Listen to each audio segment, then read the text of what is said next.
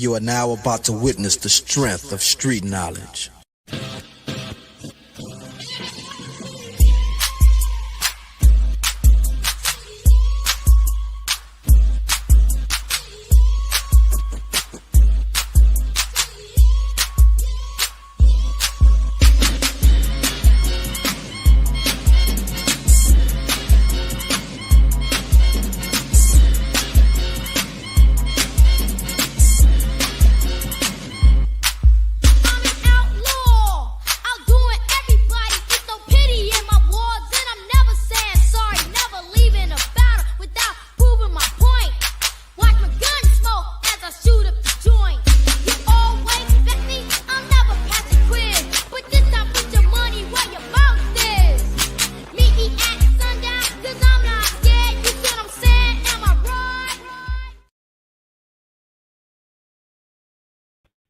There we go. Got to unmute.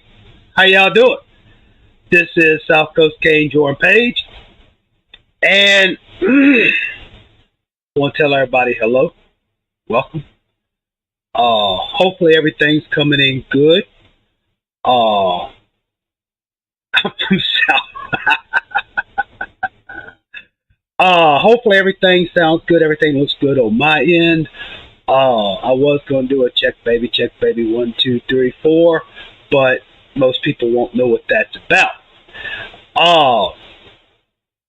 First, foremost, hello, welcome. Thank y'all for being here this evening. Or if you have to rewatch, that's cool. That's fine. Or if you just don't want to watch it, screw it, don't watch it. But we got a good one tonight. Yeah, the intro. I've been feeling nostalgic. Miss LNV, hello again. Been feeling nostalgic. So I get into these kicks. Maybe it's just old age. I don't know. But I get into these genre kicks. And I was just feeling old school with a little LaJuan love. Audio sounds weird. Interesting.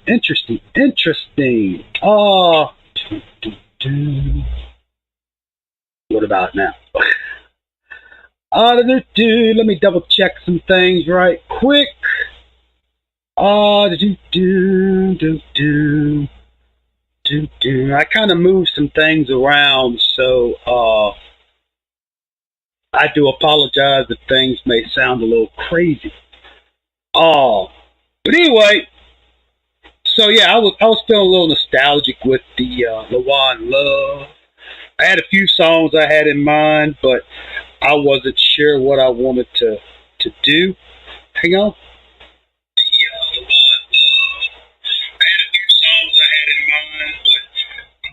Okay, I was just double checking. I'm just double checking because no, seriously. I'm getting a little high pitched. Maybe I'll do my very white, baby. Nah, see, here's the deal. I got fancy. I got my two monitors, and I got one in the middle, so that way at least I'm looking straight forward at you instead of doing this and doing this. I feel like, turn to the left, turn to the right. But anyway. Shoot, we already off the rails. But it's going to be a good one tonight. It's going to be a good one. First off, it's good to see Coach Hayes is back. I'm glad he's back. I'm glad he's doing better. Hopefully he doesn't do that stuff again. I do want to give a special thank you to Ike and Israel over at From the Bottom of the Map. They spoke real highly of our channel. Matter of fact, not my words, Ike said it. But Ike said this is probably his favorite podcast show. I thought that was pretty cool. I thought that was really cool. Much appreciated, fellas. Thank you for the kind words. And if you haven't checked out Ike and Israel from the bottom of the map latest video, you need to do it. I know Cuban has done it. Katie was there. Mr. Overdose. You need some reward points. Hey, look. The only reward points I can give you is thank you for coming back. But anyway, yeah, the Ike and Israel from the bottom of the map, their latest video is what makes you a real Miami Hurricanes fan. And I'm going to get that kind of correlates to what tonight's show is about. But I'm going to get to that in a second. Also, Friday night, our good friends, Mr. Devin and Mr. Frank over at the Utah, baby. Phil the Swag. What's up, Phil? They had their show Friday night.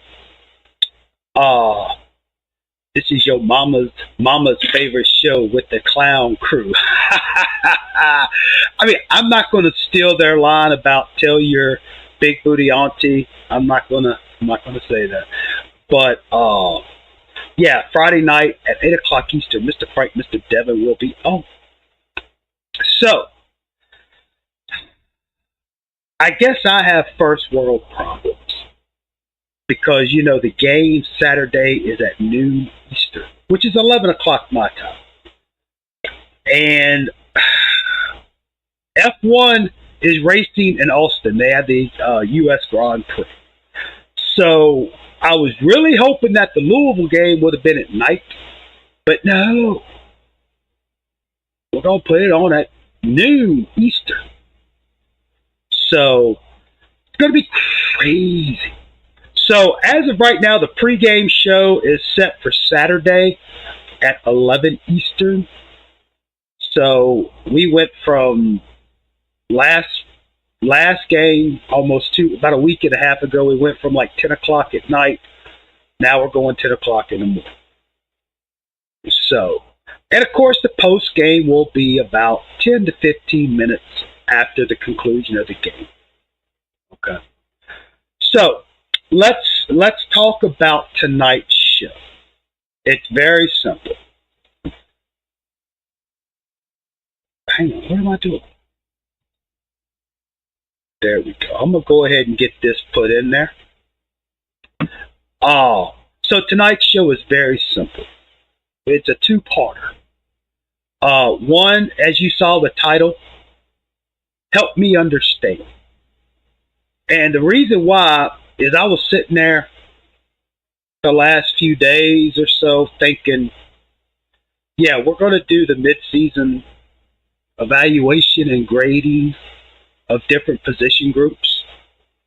Hello there, Cuban. How you been, man? You sound like you're in a can or something. I'm in a can? Yeah, it sounds like you're in a can. You sound fine. It sounds like you have old technology. Well, I mean, it is $1.25 tree production here. It sounds like the CEO is taking funds away from the main show and putting it to her LSU show. Oh. What happened there? They're going into space now.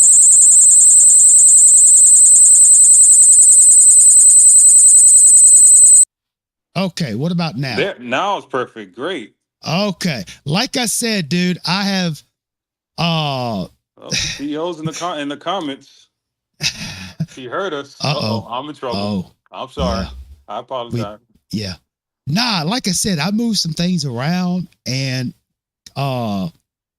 you know how it is here at the $1.25 production here. I'm sorry, but thank you, Cuban. I appreciate you. Always count on Cuban. I don't care what anybody says about you. You're okay in my book. Okay. All right. So, oh yeah, the CEO hears everything. All right, so let me tell you about tonight. So I was thinking the other day. Before you go, shout out to Ike and Israel. If you guys are not listening to that show, you have to. Well, I'll put a disclaimer. If you're sensitive, if you are, there's images in the background in the show, right? But if you're sensitive, don't listen to the show. But if you want to hear good commentary and good, good descriptions and background, and go listen to Ike and Israel. They are. Yes. It's a good show. Yes. They are. And the reason why I promote shows like Ike and Israel at Bottom of the Map is it's the real deal Holyfield, bruh. They're not getting paid by the university. They're not part of the CCC. They're not shoe shiners. They're going to tell you how they feel. And if it hurts your feelings, it just hurts your feelings.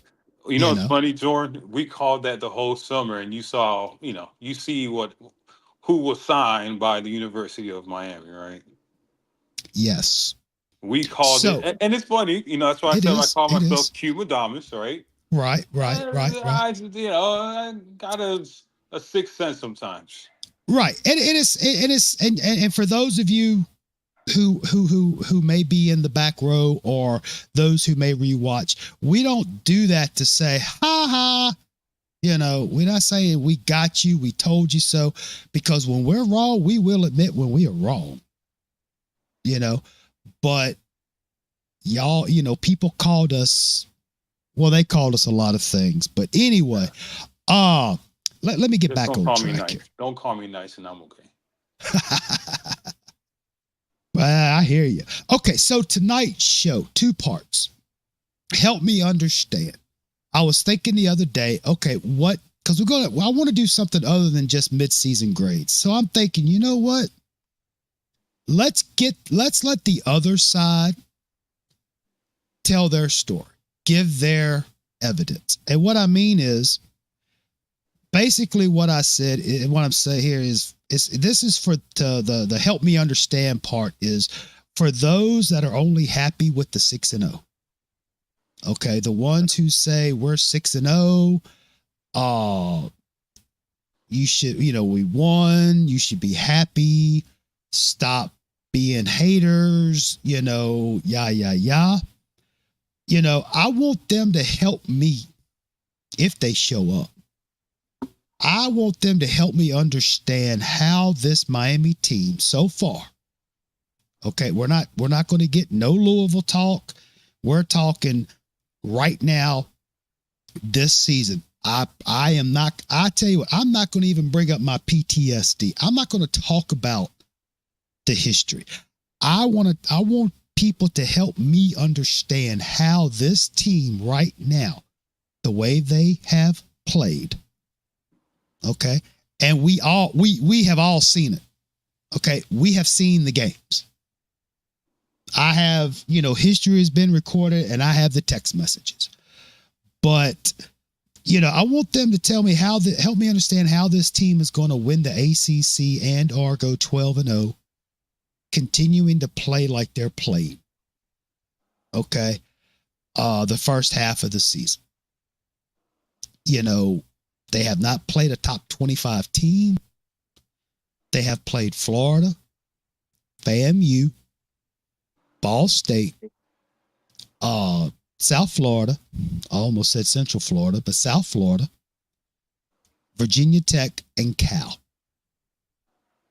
And this Cal team that Miami just pulled the win out their ass was held to 9 points by Florida State. Okay. And again, this is an opportunity, if people in the chat, this is not, I am honestly, please help me understand how, because I'm telling you right now, the way things have gone the first half of the season, I have a hard time foreseeing a victory Saturday morning or Saturday afternoon. That's my opinion. We'll get into that Saturday on the pregame. But right now, help me understand how this team playing the way they're playing is going to win the ACC and or go 12-0. Okay. And then the second part of this show is we're going to give our midseason grades by position. All right. And again, we are going to base our grades and our evaluations solely on what we've seen the last 6 games. Again, I am throwing, I'm throwing all history off the table. No PTSD suffering tonight based on what we've seen, not what we've heard. Okay. Because I don't like to talk bad about other channels. Okay. But I found, thanks to the YouTube algorithm, I found this show called Comics on Canes, I think their name is. And dude, you would swear they're getting paid 6-digit salaries by the university. At first I'm like, hey, this is something different. They seem pretty cheerful. But the other day they had a live show talking about the Louisville game. And I had made the comment in the chat about, are the DBs, the defensive backs, going to make Shaw, Slaw, whatever his name is, look like a Super Bowl MVP quarterback? Because they're talking about Miami's going to come out and win like 50-10. They're going to blow them out. Yep, I saw it in the comments. I'd stay quiet because I'm like, I seen the show before. I'm like, uh-oh, Jordan's going to go crazy. And I mean, I just asked the question because, and they're like, oh, no. I said, well, and then somebody said something about, well, Shaw is a slouch. And I made the comment, well, we thought Mendoza was a slouch too. Oh, and Cuban, if I'm wrong, correct me, but I said something to the, they're like, oh, Mendoza only had 3 big plays. Yep. Well, I mean, okay, so I guess it's situation critical. DEFCON 1 if he made 4 or 5 big plays. I mean, and you see that. I know I'm trying. This is a positive show. Yes, but you're seeing a lot of excuses going on, right? And that's why I want people to help me understand how that is going to help us be successful the rest of the season. That's all I'm asking. Explain to me how. And I got some bullet points, and I can bring up. I got stats lined up too for my opening arguments. Okay. Again, coaches, go ahead. No, it's funny. I know I didn't like him too much. He's not on YouTube anymore. He's coaching from Minnesota. If you can figure out who that is, I was going to say his name because he's not on here. If he was on here, I would say his name, but he's not. I remember when Rick was coaching and Manny was coaching, and we'll pull off close victories, and he was like, all you people saying a win is a win, because he's a big Mario guy, right? And he's like, yeah. All you people saying a win is a win, and you guys not seeing the bigger picture, right? But now if I use that same argument, I'm seen as a hater, exactly. Right? It's like, oh, because now it's a win is a win. It's like, no, this is progress. This is we haven't been this record. We're 7-0, whatever, 6-0.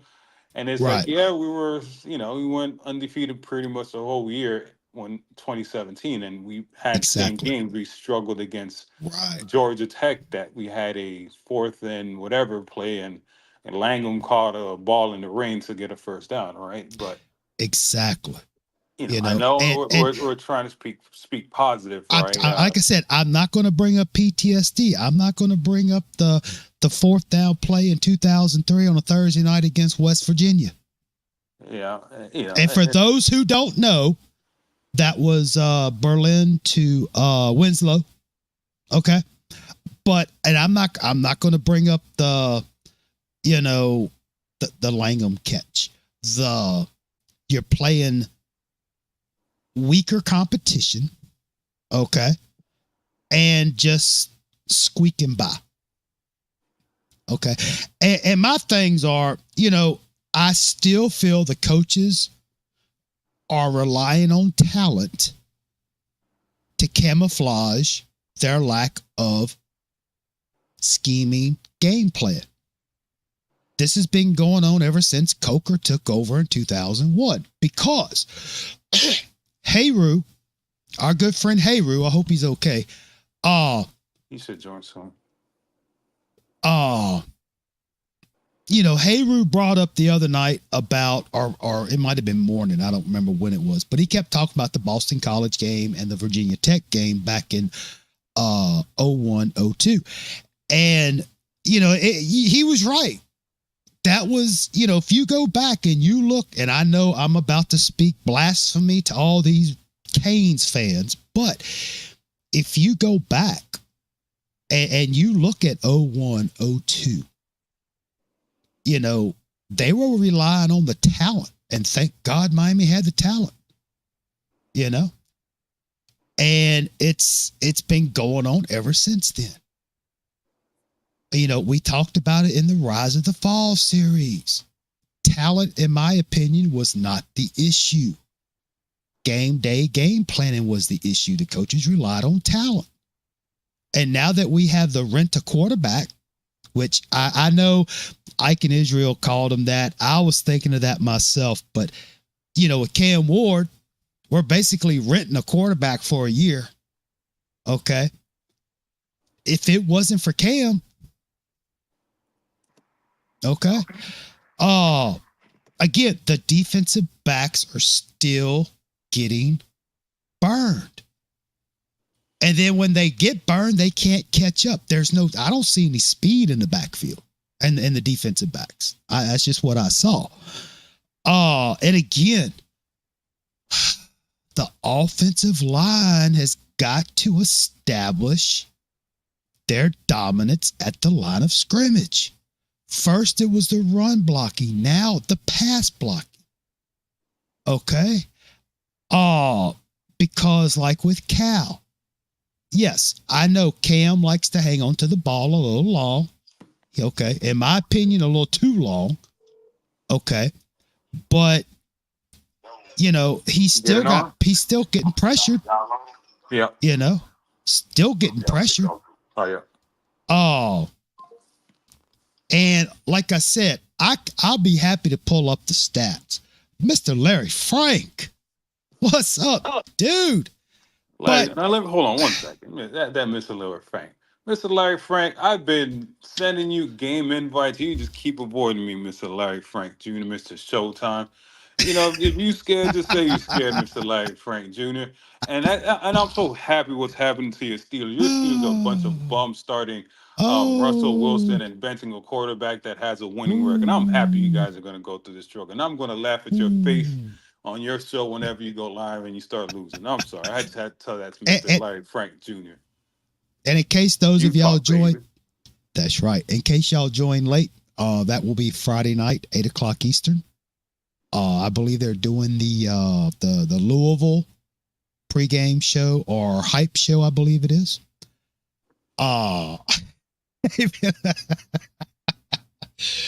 But anyway, I was really honestly, I was really hoping that Hayru would have been here tonight because I was going to give him. He's coming in. He time. just called me. He just called me. Oh, okay. And again, this is not to make anybody look stupid. This is not to make anybody look bad. I am not trying to insult anybody by doing this, but this is their opportunity to explain, help me understand how this team, just tell me what you think. You don't have to be, we're not looking for Rhodes Scholars. Okay. We just tell me what you think. Help me understand. You know what I'm saying? That's all I ask. That is all I ask. Oh, I'm trying to. There we go. I wanted to pin the invite to the top of the chat. I apologize for my distraction. Hopefully it did it. I don't know. But anyway, so I guess until Heru gets here, I want to pull some stats up. Okay, I want to pull some stats up. Because in my opinion, the stats are diluted based on the first few games because the players only meeting. I mean, you know, hopefully something good came out of it, Mr. Frank. Hopefully they're like, hey. I mean, I don't know. I don't know what was said. I don't have the insight. I know what was said. They played the damn our video, and they were like, "Oh shit, they're catching on to the bullshit. Let's start. Let's start doing something." Exactly. So, come on, where you at? Okay. So, looking at the year to date for Miami. Okay, this is all 6 games. Now, again, based on the FAMU game, Ball State, South Florida, a lot of these are diluted. And I do have the numbers from the Virginia Tech and the Cal games. So as you can see, Miami is outscoring their opponents 286 to 113, averaging 47, almost 48 points a game. The opposition is averaging almost 19 points a game. All right. Now, rushing yards per game, 183.8, almost 184 yards a game for Miami, and the opposition's only getting almost 90 yards a game. Now, we do know the first half hasn't been that good. Now, passing, I mean, you really can't say much on the pass. Okay. They're averaging 400 a game, giving up 193 a game. But again,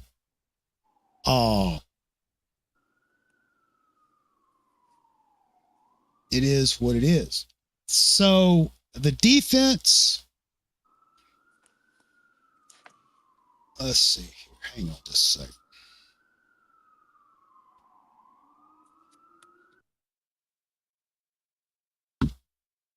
Let me pull up that Virginia Tech game quick here. This is kind of like the days of the rise of the fall here. All right, here we go. Let me make that a little bigger. Oh, I'm getting good at this. All right, so looking at Virginia Tech. All right. Virginia Tech had 224 yards rushing. All right. Now, they only had 188 yards rushing. But that Tootin and Drones, Kyron, the quarterback, that was 200 of the yards right there. All right. Looking at the rushing, you know, Martinez had that 60, Cam had the 73. But if I'm not mistaken, y'all correct me if I'm wrong, but I think that was the game we only had 12 yards at halftime. You know? Yeah. So again, you know, regardless of the Miami stats, they gave up 224 yards to an unranked Virginia Tech team. How are you going to be successful in the ACC if you're giving that up to Virginia Tech? Oh, because we have injuries, and you gotta wait. But we got depth. We got depth. I was told we had depth. It's a young team. You got to give it time. I was told we had depth. I can pull the clip up from the takeover show for Coach Hayes. Yeah, but you're not being fair. We had injuries. I'm trying to be the opposite guy. I know you are. But yeah, I mean, that to me, that concerns me. Okay. 224 yards given up to Virginia Tech rushing. All right. Now, let's look at Cal.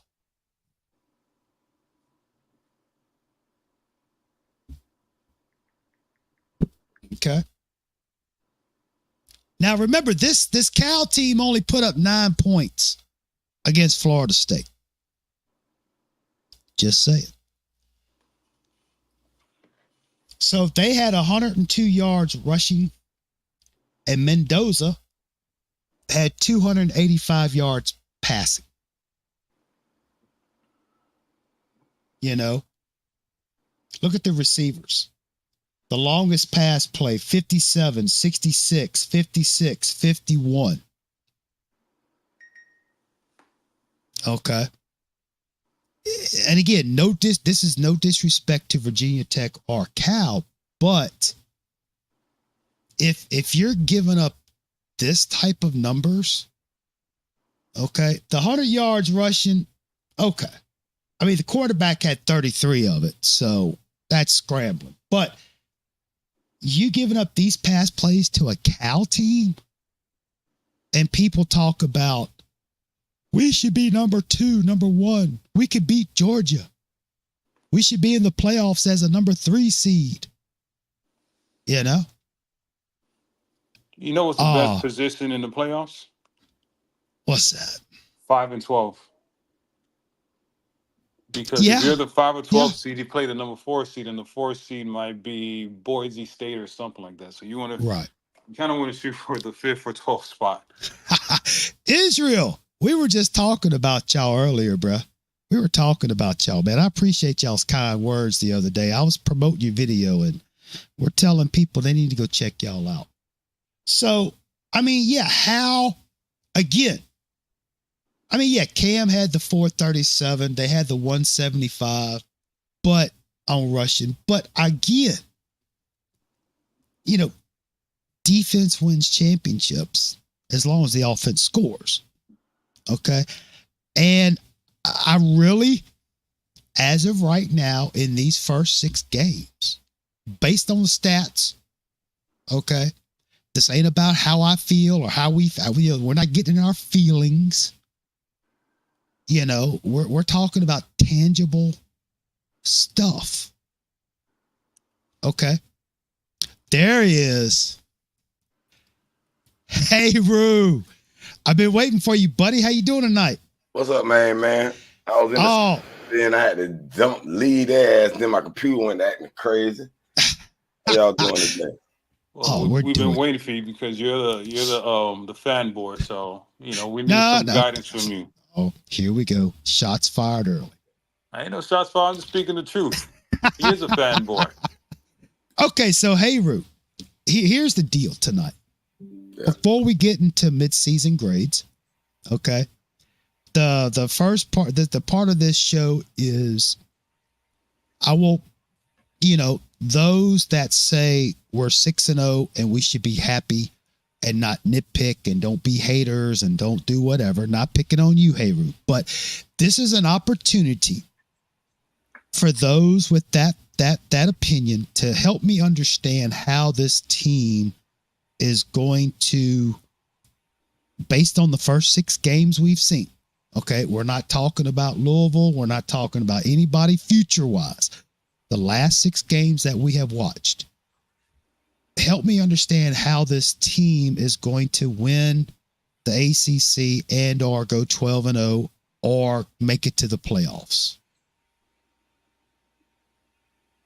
And this is not this. There's no gotcha. There's no. I just want, because I'm not feeling it. Okay, but this is a chance, Mr. Heru, for you to help us understand. I got you. Well, one thing for sure is y'all not going to understand the fact that the California game was scripted. And I was going to do a video. Hold on. I don't care what y'all believe, but y'all want to know, hear from me, I'm going to give you raw. Do it. You got the floor. You got the floor. You're like, oh, I knew it was going to win. I knew it was going to win by 1 point. I knew it was going to win by 1 point. I knew it was going to win by 1 point. You repeated it like 4 times. And then, you know, Mario said, "Oh, you couldn't script the game like that." And da-da-da-da. Cam Ward come out and throw the ball, throw a pick. He just threw it in the air, threw it up in the air. Listen, the fact that I knew it was going to be, that Cal game was a ticket selling game for Cam. I just didn't know how the script was written. I'm not behind a closed door, but I knew it was a selling point for the Heisman. Watch, they selling this playoff. They got to make them $1 billion. They paying a lot of money to these TVs. They got to fill the TVs up, fill the stands up. And one of the ways they're going to do that is use Miami as a, you know, love to hate team and generate them dollars. So it was like, hey, you know, Cam, we're going to play on that little fly, that trip way back. And when I realized that the dad and them, you know, the dad of the quarterback and Mario were teammates, and his family, the whole, they got the camera view on the family. I said, "Oh, they finna make this a close game. They ain't finna let us blow them out early." Because when I first saw, I said, "Oh man, we can handle this team easily." And then I saw us let off. I evaluate time very well. I look at these games very, very. That's a damn lie. Now, because I bet my money on it. So I'm looking at this shit for real, Cuba, not just, oh, I'm a fan, I love the Canes. No. I got an eye to look at what's going on the field. And I can see when a coach is letting down. I can see when teams are letting other players score and not putting the effort in because whatever. Okay, y'all don't believe in that, whatever. Now I hear Mario say, we done got so much better. He done repeated that like 3 or 4 times. Because he knows the last 2 games were, let's just say, you know, Cam has the moxie to come back in adversity. They always wanted to show adversity ever since he got here. We got to be able to deal with adversity. That's just one of his favorite words. They had to show the 2 games of adversity, you know. Now, we finna go full throttle. You're going to see more of what you saw at Florida. You're not going to see none of that. Oh, what are we doing in this first half? You're finna see a more focused roster, more healthy roster, a full roster pretty much. And I love the way he managed it. We're going to be so healthy going into this run I've ever seen a Miami team be. We don't got no excuses at all. And there will be no. Okay. Now One my second, question, sir. You said that Martina was a beast preseason, Mayor One, right? So you said you know your football. It doesn't seem like he's a beast, Mr. Mayor One. You said Kiko. You said Kiko was a beast, Mr. Mayor One. He's probably been our worst linebacker, Mr. Mayor One. So what you got to say about that? You're talking about you know talent, you know how to see film. See, excuse me. You can't fault him for a scripted game last game. You can't fault him for that. So I'm willing to pay any amount of money. This Louisville game, you're gonna see one of his best games ever. No. Okay. If you see the same Kiko the last 2 games, I'll come on this panel and admit I was wrong about him. Now hang on. Now we're not all. I just want us to use the previous 6 games. Okay. And again, my PTSD is off the table. History books are closed. I just want everything to be based on what we've seen in the first 6 games. All 6. Okay. You see what I'm saying? And again, I'm not Mr. Hayru, I'm not trying to pick on you, not trying to make you look bad. I need some words of comfort and wisdom on how this team, you know, I understand the Cal game and so forth, but there has been a trend, you know, and I just want to know, based on the first 6 games, how is this team going to be successful by winning the ACC, going 12-0, getting in the playoffs, et cetera, et cetera? Being the number 1 offense across the board, and who's going to be able to outscore us now? That's a number. That's a fact. Over the last 6 games, number 1 scoring offense, number 1 passing offense, number 1 efficiency offense. Come on. Okay, you want to talk about the first 6 games? First 6 games right. I've seen. Anybody can lose to anybody. Hold on, no sir. juggernaut. Before you keep your little rubber. Name this juggernaut that Miami wouldn't be able to beat right now. Sir, before you keep going on, sir, Mayor One, let's remove Ball State, FAMU, and USF from the record. We can't. You want to use the first 6 games, so we can't. No. I'm removing the scrub, sir. No. The first 6 games, let's do it. First 6 games, what, sir? What do you want to do here, sir? You see what VTech is doing now? They've woken up. What is Cal doing? Cal lost the worst team in college football. I already told you that was a scripted game for the sale of the ticket. They want to show Cam this magic. You say, I've seen the British react to Cam comeback. I said, oh my goodness, look how much money we selling. You got the British. You got the Australians. I already knew Australia would be, because we got a plug there now. But you got all over the world reacting to Cam Ward's comeback. That was magnificent theatrical work. I got to give it to him. So, to what Cuban was saying, let's take out FAMU, let's take out Ball State. We can leave South Florida if you want to, but again, okay. What let's take Florida.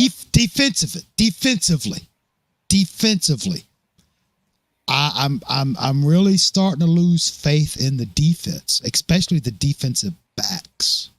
That's because in the scripted game like that, when you saw that Cal dude run that touchdown, go watch that play again. They literally ran down the field, watched them run down the field. I said, why did they let them score? That shit's so obvious to me.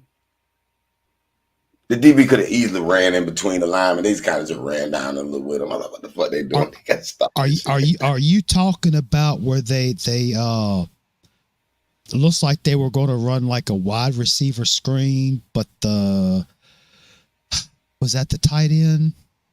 Something like that. Another one of those white boy receivers, and instead they thought he was going to block, but he went straight out. Almost, I guess that'd be like a vertical route or something. And it just there was miscommunication between the 2 defenders, and he basically went by himself. I tell you what, either Guidry is the best second half adjuster ever, or that shit was scripted. Because there's no way Cal would be up 35, whatever. And then all of a sudden, after Cam throw that interception at the half, we outscored 28-3.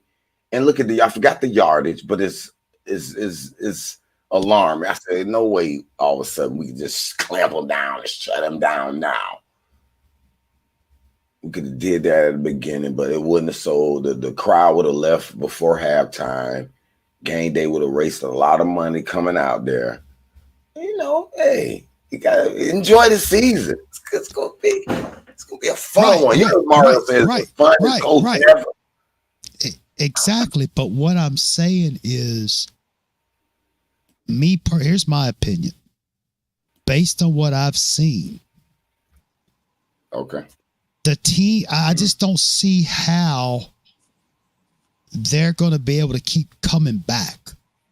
You see what I'm saying? Because in my opinion, Louisville's a better team than both Cal and Virginia Tech. Okay. I agree. But do you think we're going to be coming back every game? I hope not. But right now that's the trend. Well, I think the key is the defense we could only give them 28 points. If we give up 28 points the rest of the season, we stay undefeated. Because we're going to score. I think Do every you game we're know going to the score 30 remaining plus. teams? The remaining teams we play are all ranked in like the damn near the 100th defense. Like we don't have no defense that's Right. even. It's exactly. And that's another thing I'm concerned about. Miami has not played a ranked opponent yet. Louisville could have been, but they lost to Notre Dame and SMU. Okay, so right now, the Miami, only way I give your argument credence, is if you say, "How are we going to win in the playoffs?" But it's apparent we should run through our schedule, and then okay, I can give that argument. How are we going to beat Clemson? Are we going to be able to beat Clemson with this shit? One second. I'm not trying to I don't see change the nobody else. subject. I'm not trying to change the subject, but Jordan, you got to join. You got to check out Studios Live sometime because I asked them an interesting question, and I'm gonna ask you this same question. We're 12-0. We win the ACC. Cam wins the Heisman or is top 2. Does Cam play any playoff games? dude, that is freaking scary how you asked that question. Because I was thinking about that about an hour and a half to 2 hours ago. That thought crossed my mind, dude, does Cam He has a top 5. He has a top 5 draft pick locked up. I was thinking this is Cam this dog. is no dude, this is no y'all got dude, Cam. Hang on. This is scary crazy because this is no BS. I was thinking about that earlier, that when I was doing my notes, I'm like, if Miami, I'm getting to you, Anthony. Hang on just a second, buddy. If Miami say Miami makes it to the postseason, I thought, man, does Cam play? Because the only reason why he came to Miami was to bolster his draft stock. Okay, let's get that. That's the goal. Yeah, he was. No, that's not what he said. That's not what he said. That's not what he said. But come Miami to win a national championship. He came here to improve his draft stock. Level to prove he can win games on the highest level. What more would it be to prove he can win a national championship? Does it improve his draft stock? This is what I asked. Yes, it does. So this is why I asked. It will lock him in as the #1 pick. If he take us all the way to the Natty with the type of play, coming back, doing all his heroics, that'll lock him in as the #1 pick. But I already put that. One second. Carolina. This is what I asked Studio. Right, there is a couple ways you have to answer this question. You got to answer it as his agent, his family, his girlfriend, and himself. So there's 4 different views, right? Because his agent is going to tell him, "No, sit your ass down." You want my honest? Might tell him, sit your ass down. His girlfriend is going to say, sit your ass down. University of Miami is going to say, we need you. You got to play. Right now, I'm gonna give you my answer, and then I'm gonna let Anthony and Mr. Larry Frank chime in with what they would like to say. Honestly, again, the only reason why Cam Ward came to Miami, or the reason why he didn't go to the NFL draft, is because he needed to improve his draft ranking for the money. And fortunately, Miami was the highest bidder. So Miami won the rental contract for Cam Ward. Okay. In my opinion, Cam is here for Cam. Okay. He don't get, I'm being honest with y'all. Cam don't give a rat's ass about Miami. He cares about looking good, getting the stats, okay, to where he can become a first-round draft pick, preferably a high first-round draft pick. Okay. And since Miami has invested almost, it was like $974,000. Well, Miami is going to get a return investment. We talked about this before. Okay. And again, I'm not going to even get into the fact on whether or not Miami needed Cam or not. I've already stated my opinion and I'm not going there. But to answer the question, let's say Miami goes 12-0. Let's say Miami wins the ACC. Let's say they go into the playoffs as a top 4 ranked team. Okay. If I was Cam Ward's agent, because his agent is he's already talking. He's already talking to the NFL on what does he need to do. How's he looking in the draft? There are feelers being placed. Okay, and I guarantee you Cam is in contact. What do I need to do the next game? What do I need to do? All right. And the university wants him to play because the University of Miami wants the championship. Miami wants the prestige. Okay, they want to sell merchandise. They want to sell tickets. They want to put butts in the stands because, let's face it, the only athletic team that's worth a damn at Miami right now is football. Baseball sure as hell ain't worth a shit as long as Artiega's there. Basketball is on a lull, but they'll make it back. But anyway, what I'm saying to answer your question, if Cam goes 12-0, wins the ACC, I could see his agent telling him, nah, bro, you don't need to play.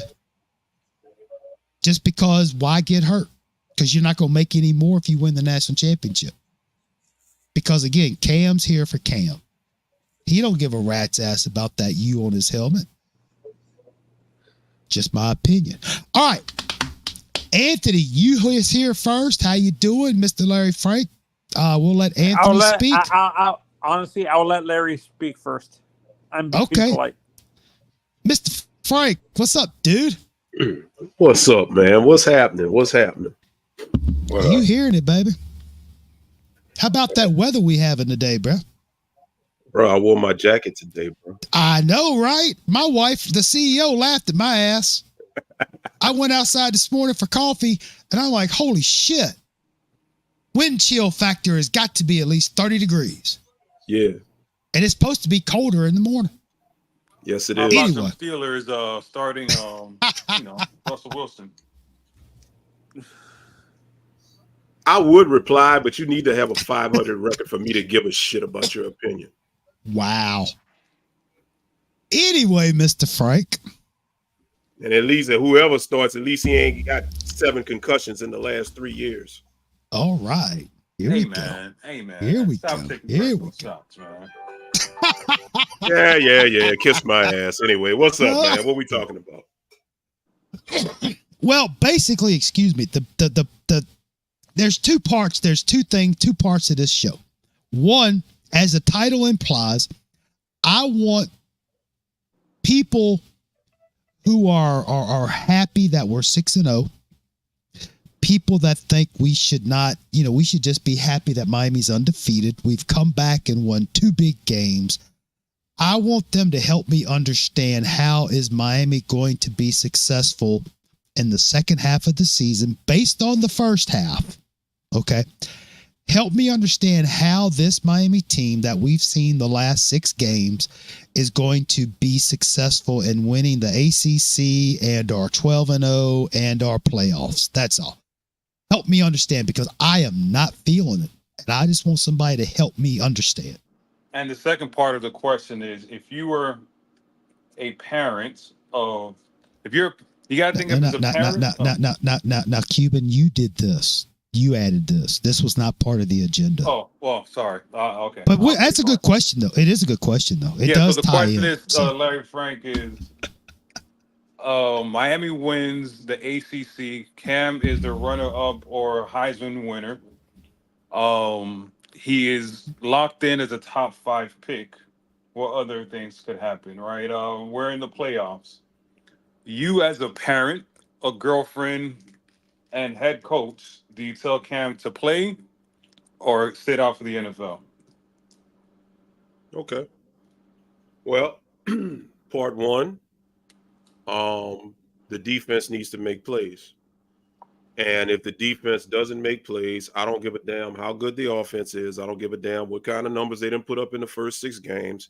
At the end of the day, the last 2 games where the offense came alive, we had a lot of luck and a lot of missed assignments by the opposing defense. If you go back and looked at all of that magic that happened against Virginia Tech, you know, that last drive where Miami had to get the go-ahead drive, you know, Xavier with the magical catch on his butt, the potential sack where Cam kicked the ball out to was that Riley Williams? I forgot who it was. I think it was Williams. I think it was. And he was able to get down and everything. You had a lot Elijah of Arroyo. Elijah Arroyo. No, I thought it was Williams. No, it was Williams. It was Williams. Yeah. So you had a lot of luck on that last drive, and you can't expect the offense to continually get lucky and dig you out of a hole every time. So the defense is going to have to make plays. Same thing last week. And I'll be honest with you, well, not last week, but the last game against Cal. Cal played not to lose. They got extremely conservative, up 35-10. They played not to lose, and they wound up losing. They should have kept stepping on Miami's neck. So moving forward, part one, if you want to, beginning Saturday with Louisville and beyond, if you want to continue winning games each week, the defense, and Tolbert Baines said it on U-Talk the other night, the defense is going to have to make plays, and people on that defense is going to have to do your job. And as long as you don't have guys on the defense doing their job, there's always a strong shot that Cam and that offense is not going to bail Miami out. I don't know why people are believing that just because this offense has looked good and put up these big numbers, that a good offense can overcome a bad defense. That shit does not work. Case point, look what happened the other day with the Saints game. Saints got down big, 17-0. Came back. Offense looked good in the second quarter. Took a 27-24 lead. And in the second half, defense played like shit and they got blowed out. I don't give a damn how good the offense is. The defense cannot compensate if they're not doing their job. So that's part one. Part two. This is kind of a tricky subject because it can go either way. I see what South Coast said about protecting your personal investment. If you are a potential top 5 pick, I get that. But at the same time, we're talking playoffs. We're not talking about some bowl game. I think the way it's going to go is if Miami makes the playoffs and Cam is a top 5 pick, he's going to go ahead on and play. Why? Because not all rookie quarterbacks coming out of the draft are going to be guaranteed to play at the next level anyway. You're seeing that this year with Jaden Daniels and Caleb Williams. But look at those situations. Those situations in Washington and Chicago call for that. Depending on, you got to look at these other quarterbacks coming out. You got Sanders coming out. You got Jackson Dart coming out. You got to look at this draft class of quarterbacks. Carson Beck. So wherever Cam goes, you need to see if he's going to a team that's going to have an immediate need to play him right off the bat. If they don't, if the projections don't have him going to a team that the projection is for him to play off the bat, he's going to sit the bench anyway. So at the end of the day, why not? What better way would it be to get your draft stock even higher than to play and lead Miami? Think about it. The best thing you could do as a quarterback is be the one to lead Miami back to the promised land. Why would you pass that up if you make the playoffs? Now, if Miami happens to lose 2 games along the way and don't make the playoff for whatever reason, and it's a bowl game, then yeah, he's going to sit. I can see him sitting because you have nothing to play for. But if you're in the playoffs, you're playing for a national championship, and that just adds to the resume. Good stuff. Good stuff. All right, Anthony. But my question to you, Larry Frank, what was the reason Cam came to Miami? To up his draft stock, because whatever potential draft grade he got last year, he didn't pan out. He wasn't going to be a first-round pick, maybe not even a second-round, maybe not even a first-day pick or a second-day pick. So he needed to get more film, and he wanted 1 more year. And let's not forget, Mario also had to get him over here because Mario had to save his ass because Mario knows next year he's not going to have a quarterback. We're going to go back to being a mediocre team. And guess what? There was already rumblings about the seat getting hot with Mario. If he would have had bad season this year, a 7-win season, an 8-win season, then guess what? Next year, there's no room for error, and he probably gets bought out in the next year or 2 years. So Cam is a Band-Aid on what Mario is. And I said it, and for anybody that don't like what I got to say, I said it. Mario still got to prove that he's a good coach. That's fair. I've been waiting for the coaches to prove themselves for 20 years. All right, Anthony, talk to us, buddy. How you doing? I'm doing fine. Honestly, for me, I don't care. I think what's going to happen to Miami is what happened to Florida State. Even if we go undefeated and win the championship, we miss the playoff. A one-loss SEC team or Big Ten team is going to be the fourth team no matter what, because the way they're setting up this playoff is they rather have the Big Ten or the SEC be in those 4 spots. So Miami, no matter if they go undefeated, and win the championship, their conference championship, I don't think they make the play. They're in the top 4. They might. There's 12 teams now, though. No, but what I'm saying, the top 4. But it's 12 teams go to playoffs now, though. They probably be the top 4 because if they win the ACC with their record. No. But what I'm saying is, what I'm trying to say, Larry, is, I don't think the people who are running and voting for the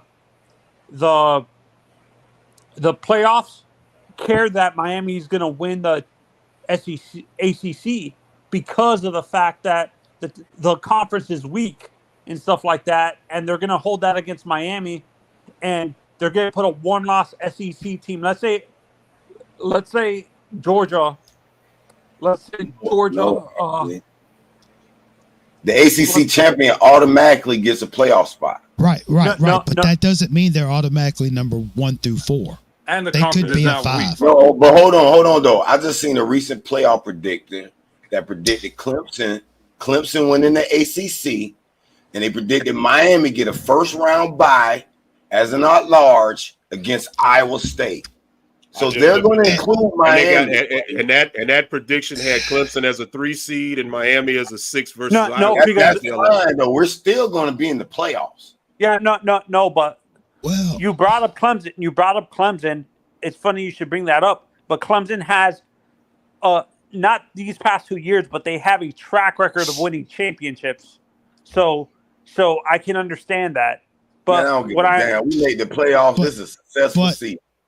But again, I don't want to cut you off, Anthony. I'll let you get back in. But based on what we've seen so far in the last 6 games, could Miami beat anybody in the top 12 right now? It doesn't matter. Just make the playoffs. No. Hear me out. What I'm saying is, if I don't the think playoffs, we beat Georgia. Can we win the playoff game? As you say, can Miami right now, based on what we've seen in the 6 weeks so far? And this, you can go ahead and apply this to everybody else. Not that I care, but you can apply it to everybody else. Does Miami right now, can they beat anybody in the, I'm going to say top 10? Can Miami beat a top 10 team right now? Hell yeah. You got to be careful because there's 12 teams, right? And it depends on the season. Yeah. If you're in the 5 and 12 seed, you could win the first 2 games because you play the 12 seed and the number 4 seed, and the number 4 but seed I'm just saying. Again, right now, forget the playoffs, but right now, if Miami was playing a top 10 Louisville this Saturday, could Miami beat them based on what we've seen so far this season?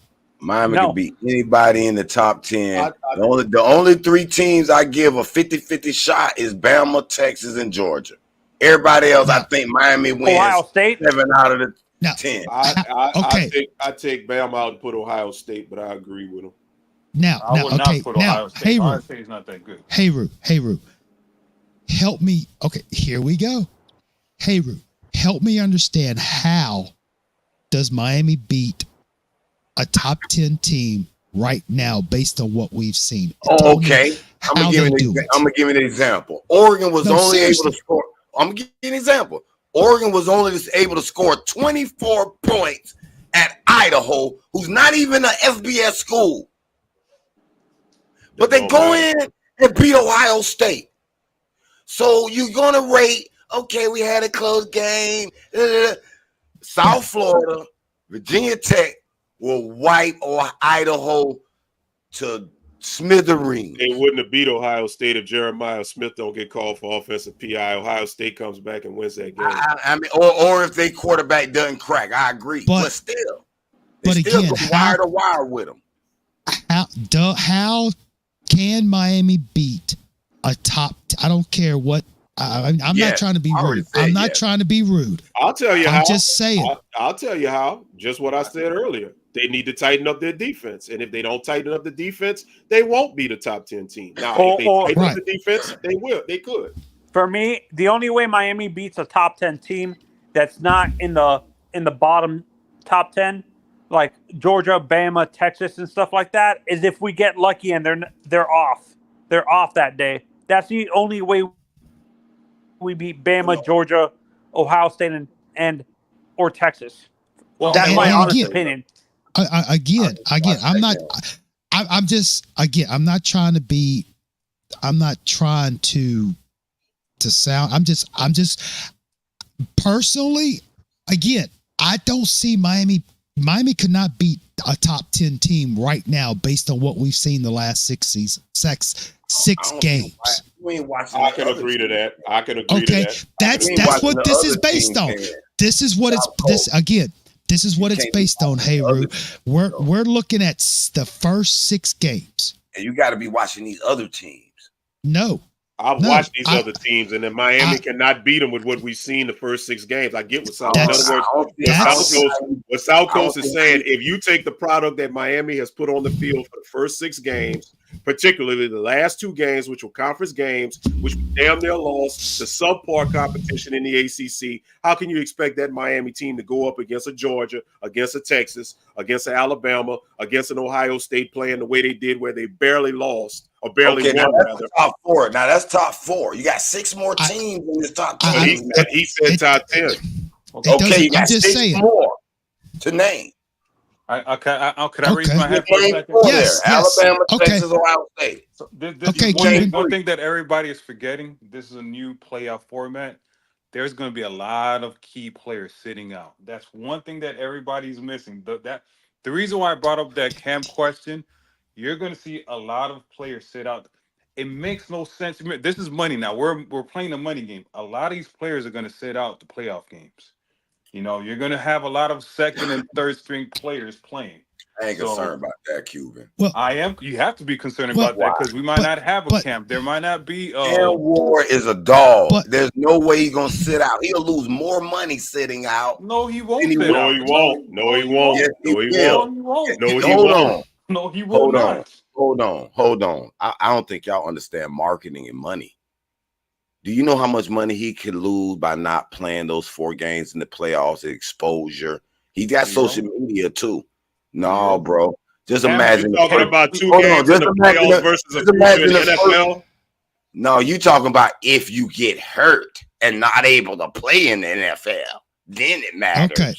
Cam right now is the number 1 athlete and probably in sports with this whole touchdown celebration. You have high school students. Exactly.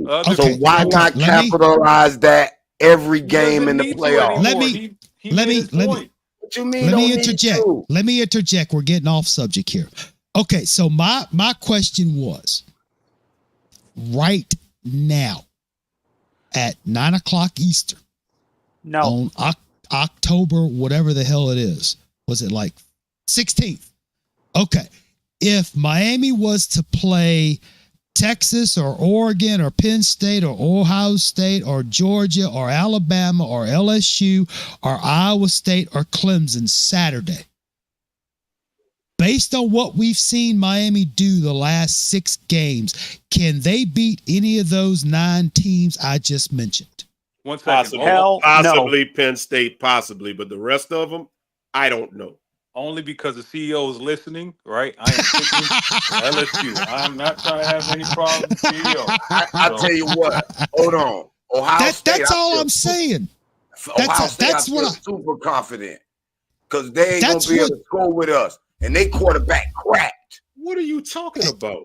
That's they got Chip Kelly running the offense.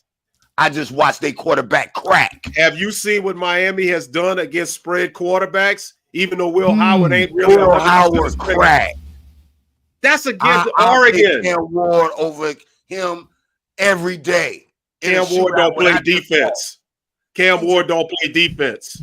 We just talk about, hey, apparently Ohio State don't either. And neither does Miami.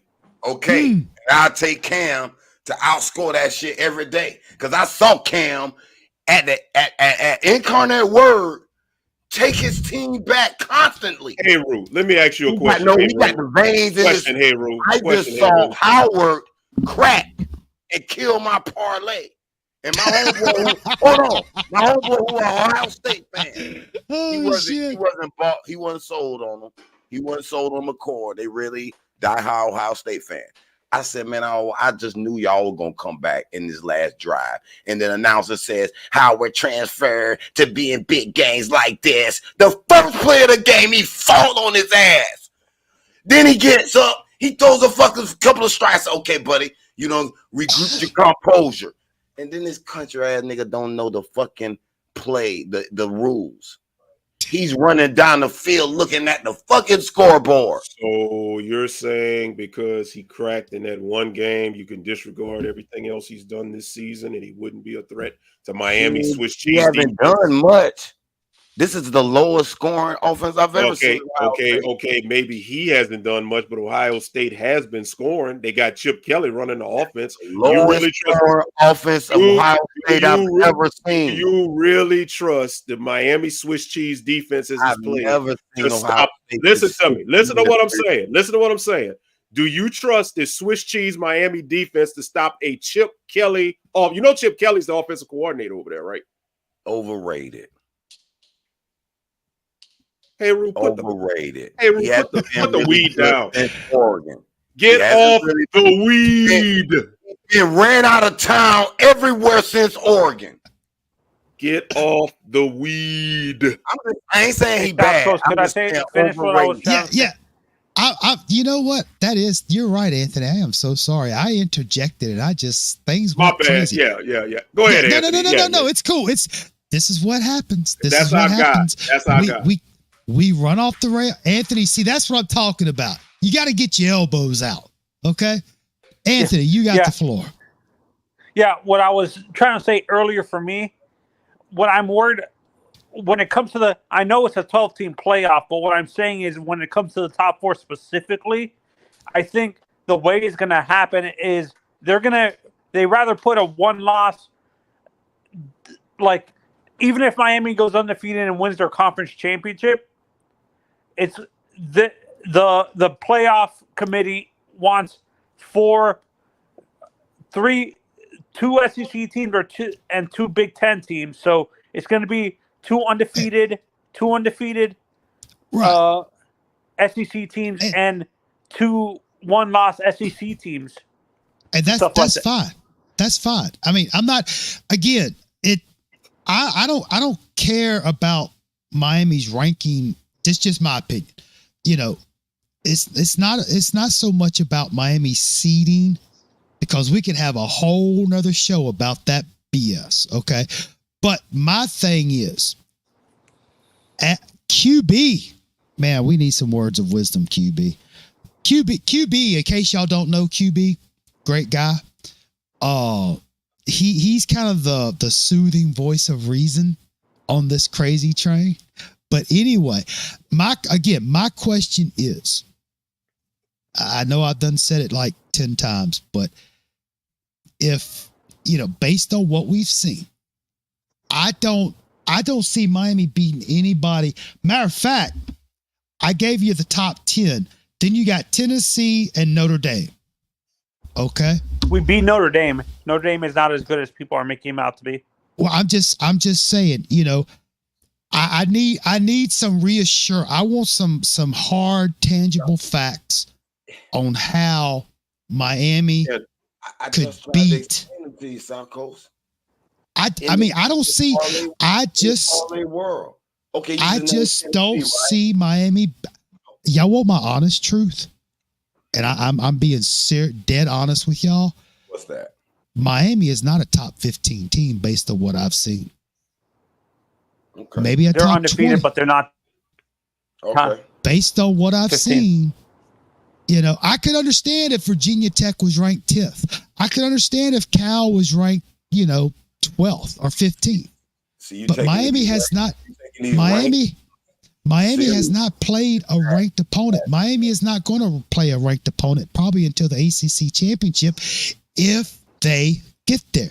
But what I'm saying, as of right now, I thought Vatech was ranked when we beat them. Nope. No, they weren't Weren't ranked. they? Because they lost their first 2 games. Listen. They were 2-2. Okay. So you That's just reassured your first stance is that you're not going to be convinced until we win the ACC championship. So I just, so basically, as long as Miami takes care of the defensive issues, okay. And as long as Cam keeps playing like Cam, we should be all right then, right? Yes. And the Clemson game in the ACC championship scares me a little bit because have you seen how well their defense has gotten the past few weeks? yeah, Clemson is. I know they haven't. They are. Yeah, and they have one of the best. I think they have the best one of the best run defenses in college football. I think they're like number one or 2 or something crazy like that. They're and if they shut us down on the running game, we become one-dimensional. Or no, actually, it's the other way around. I think if we get shut down in the passing game, our running game is not going to be able to produce as well as the passing game. And Cal got pressure on Cam. And that's the secret sauce to stopping, well, at least slowing Cam down. I ain't going to say you'll totally stop him, but to slow him down, you got to get pressure on him. And with these offensive lines, shout out Alex Mirabal, Cuban Kane's favorite coach on the staff. You know how that shit goes. Now Adrian. Honestly, I want to address Adrian in the comments. Okay, the first thing he says, because you can't be a real Canes fan. All of those other. Let me let everybody see this, because this is what I'm talking about. Because you can't be a real Canes fan. All those other teams are struggling as well. I don't care about other teams. I don't care about Miami. That's all I'm saying. Now, again, I'm sorry, Cuban. I'm we're sorry. supposed You to be cannot positive. be a real Canes fan if you accept mediocrity. That's not Okay. Miami. You're Okay. not. If you're a Miami fan, a true Miami fan, you would have heard the gentleman on Utah Baby Show. They don't accept soft shit. They, if you're a Miami fan, you expect excellence. That's what this program is built on. It's not built on being an average football team. Cuban, Sorry. Wasabi. We're trying to be positive. We're trying to let those guys have their talk. Yeah. They are trying to help us understand how can we not just be happy that Miami's 6-0? How is Miami going to be successful based on what we've seen? Are they going to be successful? You see what I'm getting at? So I'm going to Wasabi. I don't think they're undefeated, right? Honestly, they're not as good at. Sorry, South. No, please. No, go. I'm not saying Miami's over. I'm not saying Miami's overrated, but I don't think they're as good as their undefeated record makes them out to be. They're a good team, but they're not a great team. Yes. Okay, I think we're better than the 6-0 record. We're not even playing as good as we can play. What? Okay. I think we're first of all, because I told you that Cali game was scripted. 1, 2, the game was not scripted. So much meat on the table we left that we haven't even. Boy, wait a minute. Boy, y'all just wait. Hey, let me guess. The playbook. Let me guess. The playbook hasn't been open yet. Wait a minute. The game was scripted. What the heck is this? What is this? WWE? Is Brock Lesnar about to suit up, or what are we about to do? Get some Undertaker chokeslam tombstones? This shit was not scripted. What are you talking about? Oh, boy, I don't want to get in that. Mario said there's no way we could have scripted a game better than that. He said it out of his mouth. You don't script. You know what? Okay, so I ain't gonna do it. Go ahead. So Boy, I've been in the sport world for a while, boy. They do tinker with some of these games, NFL and college. I'm not saying they don't. I'm not saying they don't. But that game wasn't scripted. And that first half was scripted. No, and we go play by play in our show. No, it wasn't. No, it wasn't. Well, I wish we could show the goddamn replays. Boy, if you take a piss test, you gonna get I'm a fired. conspiracy theorist. Why in the past every piss test I've ever taken, I'm a conspiracy theorist like most people when it comes to football. I'm a conspiracy theorist when it comes to football, but honestly, these last two games to me, they weren't scripted. Miami just didn't play. They didn't play as well as they played below their competition. And again, I told y'all at the beginning, I'm leaving the PTSD at the door. I'm not bringing any history books. It's really a struggle not to do that. So I'm not doing it. Now I got a question. One second. If this is not a top 5 show, I don't know what to tell you. It's Utah, South Coast, Ike and Israel. From the bottom of the map, 1, 2, 3, and the place to be. Show. My bad, studio. Of course, Hayru. We may not always agree, but we still love Hayru. So let me ask y'all this question. So Miami is number 6, correct, in the AP poll, if I'm reading this right? 6 in the AP, and 6 that really in the doesn't coaches. matter to me. No. Hear me out. Again, I don't care either. But since people want to talk about, when I say people, I'm talking.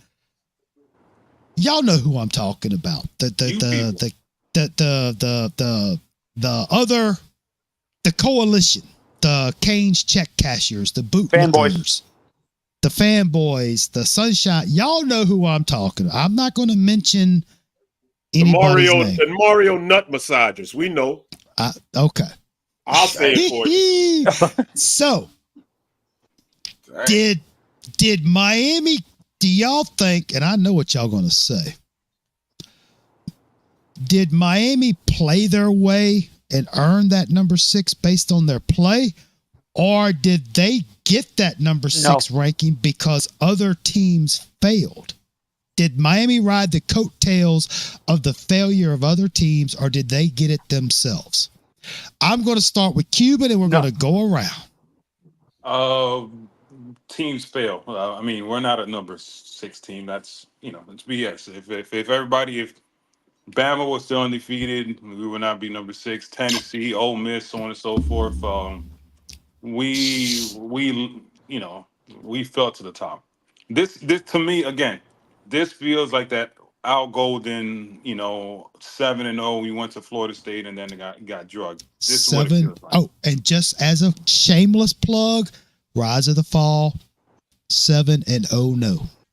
Anyway, all right, Hayru, talk to us, baby. First of all, you Cuban, I'm still feeling symptoms from being beaten over the head 20 years. Talking about this feels like we didn't have the number 1 offense in almost every category. They have a quarterback like Cal Ward back there, man. Stop it. Stop it. We'll beat. I'm looking at all these top 10 teams here. I'm looking at all these teams undefeated. Pittsburgh will beat them. Iowa State will beat them. Texas, I don't know. I think they're the only physical team. Man, I said Texas, I don't know. They're the only physical team I think that can out-physical us. Indiana will beat them. BYU will beat Penn State. Ain't nothing. I done watched all their games. Navy, Oregon, they little. I'm surprised Ohio State ain't mad at them. I was shocked. Who else? Y'all got y'all faith in on this. I'm watching all these teams.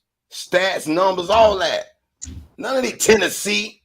I had my money on Florida halftime and the points. And they failed me on the money line because of the play calling. They should have knocked Tennessee off. They not who they are. Kentucky knocking off Ole Miss.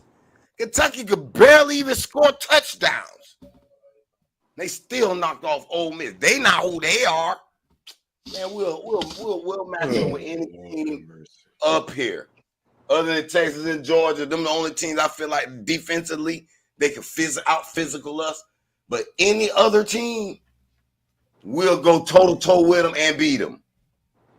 So that's the only two teams. Alabama. The only reason why I say Alabama may be there, because we had trouble with them running quarterbacks, and I can see Milroe scorching us. But then the only three teams I put above Miami. We should be number 4. Fail the piss test. Next. Okay, Mr. Frank, talk to us. Be better. Go through their schedule. I will happily be higher than us. I will happily respond to what Heru just said, because it looks like a side note to this show is every week Heru and I have our friendly debate. So Heru, no, Iowa State would not beat none of these teams. No, Indiana would not beat none of these teams. Because these teams, Iowa State and Indiana, are not playing the same level of competition as these teams in the SEC that are playing each other. They're scoring all these points against less than stellar competition. So, number one, cut that out. Wait a minute. Hold on. Wait. I said we will beat them. Well, we're not going to see them because they won't make it because they're overrated. And when they play somebody, they're going to get exposed. So, anyway, moving on. So, to answer South Coast's question, that don't sound right. Now, there's a ditty. Please don't say nothing like that. But anyway, to say that's your mind. See, I want that ain't my mind. That ain't my mind. Thinking about Diddy. Can I make my damn point? Can I make my point? Can I make my point? On me though, bro. Can I make my point? Can I make my point, please? Mr. Miami gonna beat everybody. They're not gonna beat everybody, bro. They ain't gonna beat everybody. They ain't gonna beat everybody. You need to cut that out. You're being a fan, and there's nothing wrong with being a fan, but you got to separate fandom from common sense. Miami got where they are because the other teams are knocking each other off. Alabama was a meltdown away most of the game against South Carolina. Yeah, thank you. South Carolina. And South Carolina with the onside kick, if they have a better execution, Alabama has 2 losses in the SEC. Georgia more than likely is going to get their second loss this weekend because Texas is probably going to beat them. That's 2 losses. Alabama and LSU both have 1 loss. Somebody's got to lose that game when they play each other in a couple of weeks. So it better be Alabama. And then on top of that, you got Texas A&M who's hanging around at 5-1. Nobody's talking about them, but all of a sudden, they've gotten into the mix. They're going to beat some people. So at the end of the day, Miami has done what they've done and gotten where they've gotten because the other teams are beating up on each other. We got receipts on Utah. I said it a couple of weeks ago. The SEC was about to start beating each other up. If you think I'm lying, ask Cuban, ask South Coast. Heck, Anthony may have been watching that night. Ask him. Myself and Devin. Yes, I saw that. Thank you. And as far as the Big Ten is concerned, Ohio State's already got their first loss. They still got to prove they got to beat Michigan, which until they play them, you don't know. You got to give Michigan the nod because they've had their number the last couple of years. And Ryan Day apparently can't win the big game. So that's probably a second loss looming for them. And on top of that, Penn State, they always start off hot until they play Ohio State and Michigan and whomever. So they got a couple of losses coming. And I don't believe in Oregon as well. So Miami is basically benefiting off of all of these teams beating each other. And if you think Miami with that Swiss cheese, piss poor defense that looked like it was in a drive-by shooting with all those holes they got can stop any of these high-powered offenses, you are smoking something. And it's got to be some good shit. I don't want it because I like my job. I'm done. Hold on, bro. Okay, hang on, Heru. I'll give you a chance for rebuttal, Heru, but let's let Anthony speak right quick. Can you there was so much that I forgot the question. Can you repeat it, please? I have ADD. That's quite all right because, hey, unless you write it down the way this show goes half the time, we start and then God knows where we go. But that's the beauty of it. So here's the question. And I know it seems cliche, but my question was, did Miami, based on their playing the first 6 games, did Miami earn the number 6 ranking based on their playing and or did they get to number 6 because of the failures of other teams? Honestly, for me, it's 50-50. Miami has played well, but they benefited from other teams failing, and Larry just said, benefited from teams beating up on each other in the Big Ten and the SEC. So for me, it's 50-50. It's Miami has played well, not based on these last 2 games, but in general, we've played well and stuff like that. But we also benefited from other teams failures and stuff like that. So for me, it's 50-50. Now, Hayru, I'm getting to you, Hayru, but I have to say something, Anthony. So based on Miami's performance against Virginia Tech and Cal, now remember, Cal only scored 9 points on Florida State. Okay. So do we really want to keep using Virginia Tech and Cal? Even though that's all Miami has, because Florida, they're a punk ass team.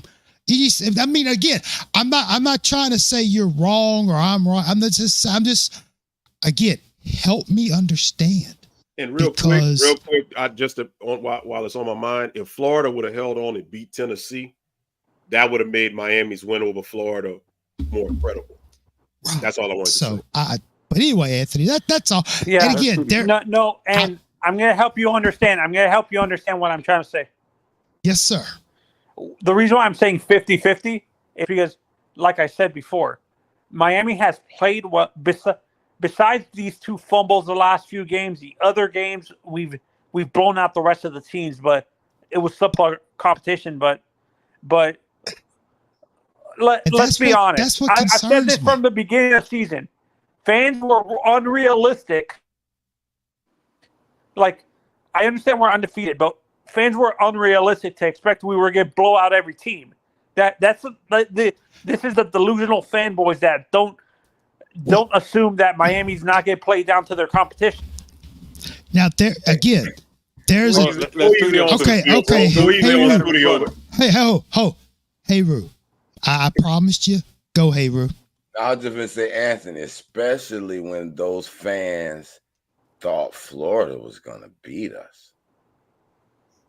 Some of those fans thought Florida was going to beat us. But I was just going to respond to LFJ. Most of your points, most all of them, supported the argument of Miami being ranked where they're supposed to be. We can't be concerned with teams losing. Are we saying that they got 2 losses and they're still better than us?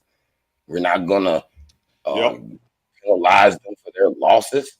I will. Kentucky could almost beat Georgia without even scoring a touchdown.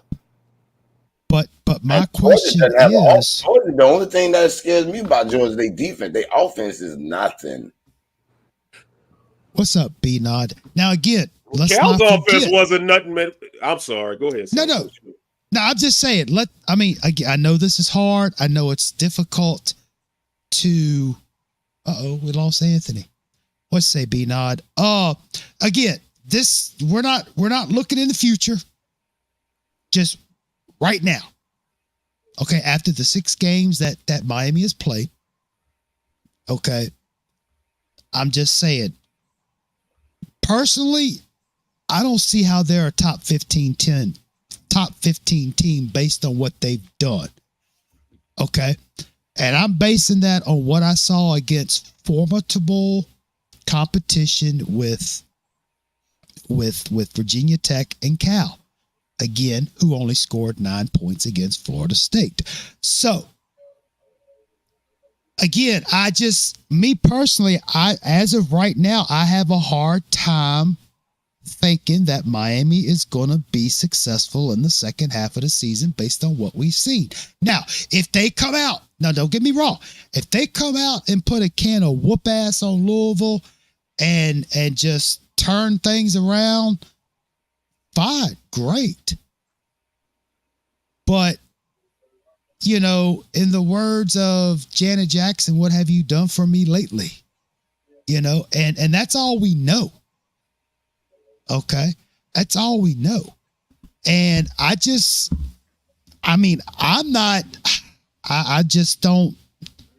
not feeling it, guys. I'm really not, based on what we've seen. And I just need somebody to explain to me how Miami's going to be successful in the second half of the season, because let's face it, you still, again, Louisville, Florida State, Duke, Georgia Tech. Do we need to revisit Georgia Tech and the history playing against Miami? Okay. Right. And, you know, I mean, it's just, again, I just see that. I see what Miami played, how they played against Virginia Tech and they played Cal, right? And you can basically, I almost expect to see the same thing against the rest of the teams. I really do. You probably will. You see what I'm saying? Because Miami, there's not much difference. Because Miami historically has played down to their competition. Historically, when they get these games that they should blow the competition out, historically they've played down to them. They've done it again this year, you know, in the ACC. And anybody that thinks that these ACC teams we're lining up against is not going to be motivated to knock off these sixth-ranked, high-powered offense Canes, you're delusional. They're not going to lay down on Saturdays. I don't know why people are thinking that it's going to be a cakewalk just because of the offense. The defense, until the defense improves, I'm just going to take it week by week and game by game and quarter by quarter, because at the end of the day, it's just a good offense can't overcompensate the lack of a defense. Ask the St. Louis Rams about that. Oh, the greatest show on turf. Yes. All right.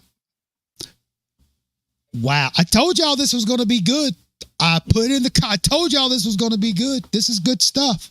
Now, again, for those of you who showed up a little bit later, that's fine. We're not saying Miami's not going to be successful. I just need, again, with what we've seen, how are they going to be successful? You know, I just don't see Miami right now. Adrian Preston, they might have won. I'm sorry. They might have won a Super Bowl with it, but they sure in the hell couldn't get 2 out of 3 without it. No, you're right. You know, as of right now, okay, we're talking right now. Okay.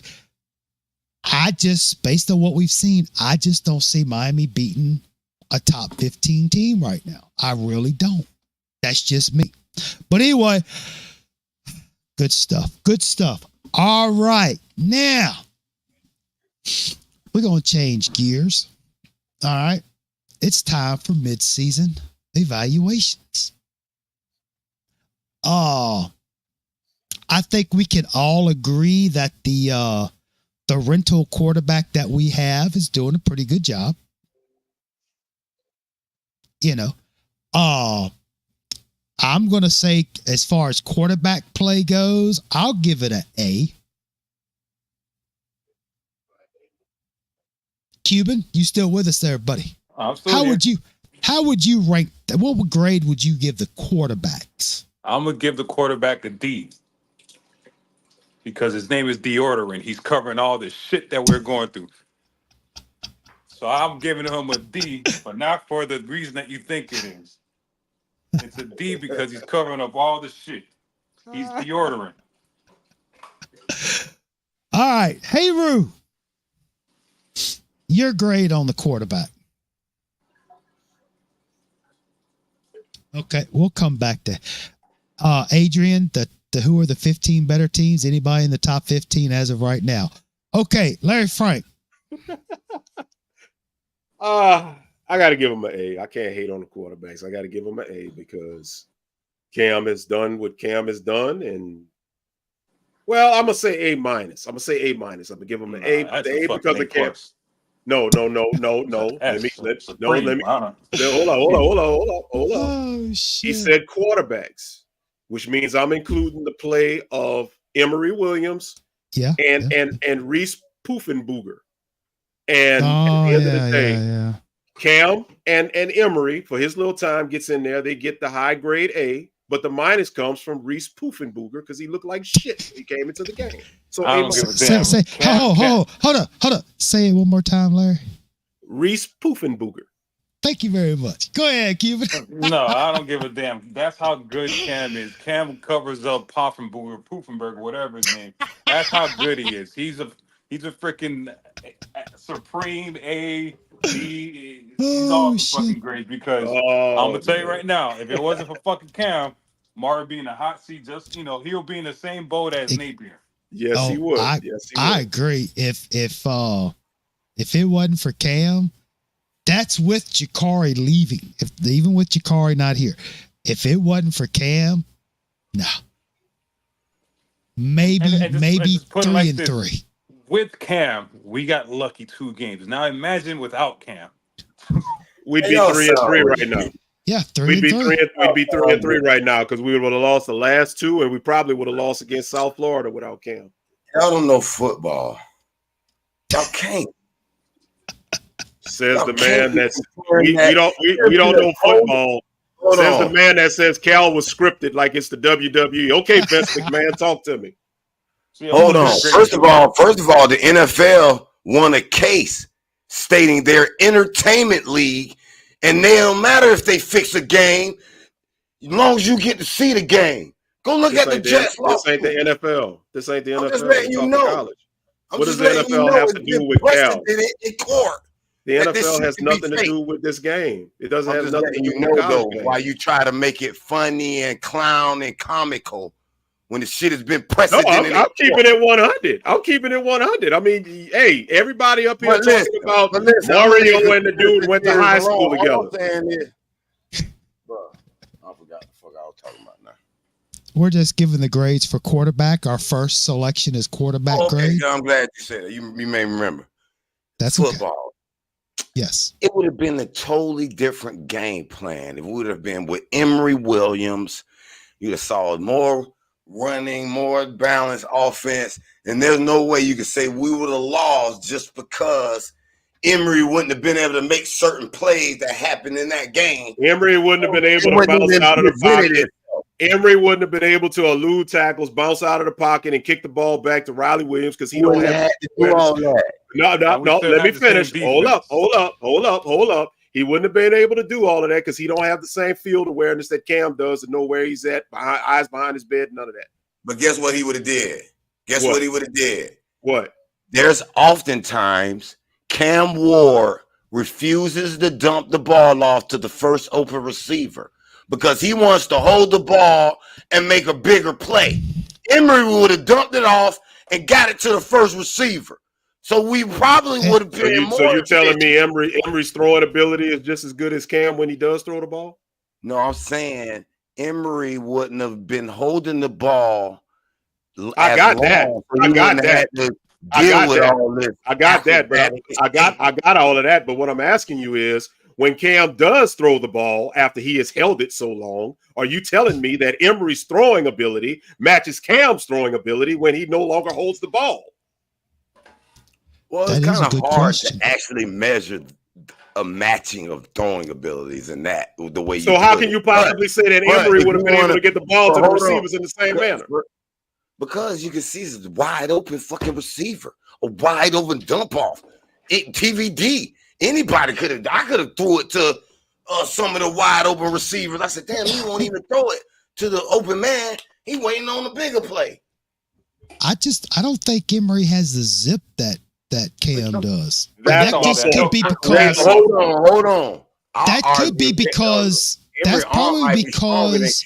I just think Cam got some accuracy. But I think that's just because Emory is just a sophomore and Cam has been playing forever. So I think the arm strength is a little different right now. No, but one thing you're forgetting, we still have the same defense. So we're so you're telling Emory, hey, you need to score damn near 40 points every game. So no, it wouldn't have been the same way though. We'd have ran a more balanced offensive controlling instead of what and the defense still would have got their shit pushed in. So we would throw like what? 35 so in y'all wide opinion, receiver we're going to lose 3 or screens? more games the rest of the season. So you telling me the defense is playing great? No. Ain't nothing I can say. I ain't saying they playing great, but they ain't playing trash either. So what? They had one bad game, I would say. What? I'm sounding like Soldier Boy. Trash. Oh, hey Roo. God, we love you. So you going okay, but the last 2 games you're gonna say they played trash, right? They did. Okay. I that's fair. I can't argue with that. No. J Active, what's up, dude? You kind of got into the conversation like we have just started the mid-season evaluations of positions, and we started with quarterback. And we're all basically in agreement that Cam, except for Cuban's got him ranked as right guard. But yeah, we're basically saying if it wasn't for Cam, okay, that if there's such a difference between Cam and Emory, all right, that Emory wouldn't have been as successful. But so I'm just, that rental agreement's looking better and better. Yep. All right, so and this ought to be even better. I say Cam's superhuman. I know, right? But let's move to the running backs. Now, I'm going to start by saying it's kind of hard for me to grade the running backs because of the offensive line not really providing the running lanes. Now, granted, I know y'all are going to say that, they have all these rushing yards. Okay. Matter of fact, right now, I'm pulling it up. I'm trying to pull it up here. Hang on. While you pulling that down, I'm gonna do an ad lib. I'm surprised y'all don't believe in Emory Williams, who took a 75 team, went in there and beat big bad Clemson, and would have beat the undefeated Florida State if he wouldn't have broke his arm. No, we're not. It's not that we say we don't believe in. I'm not saying Emory's not good and he's not going to be the potential to be a great Miami quarterback. I'm just saying he ain't on Cam's level. And if we'd have had him instead of Cam right now, we wouldn't be 6-0.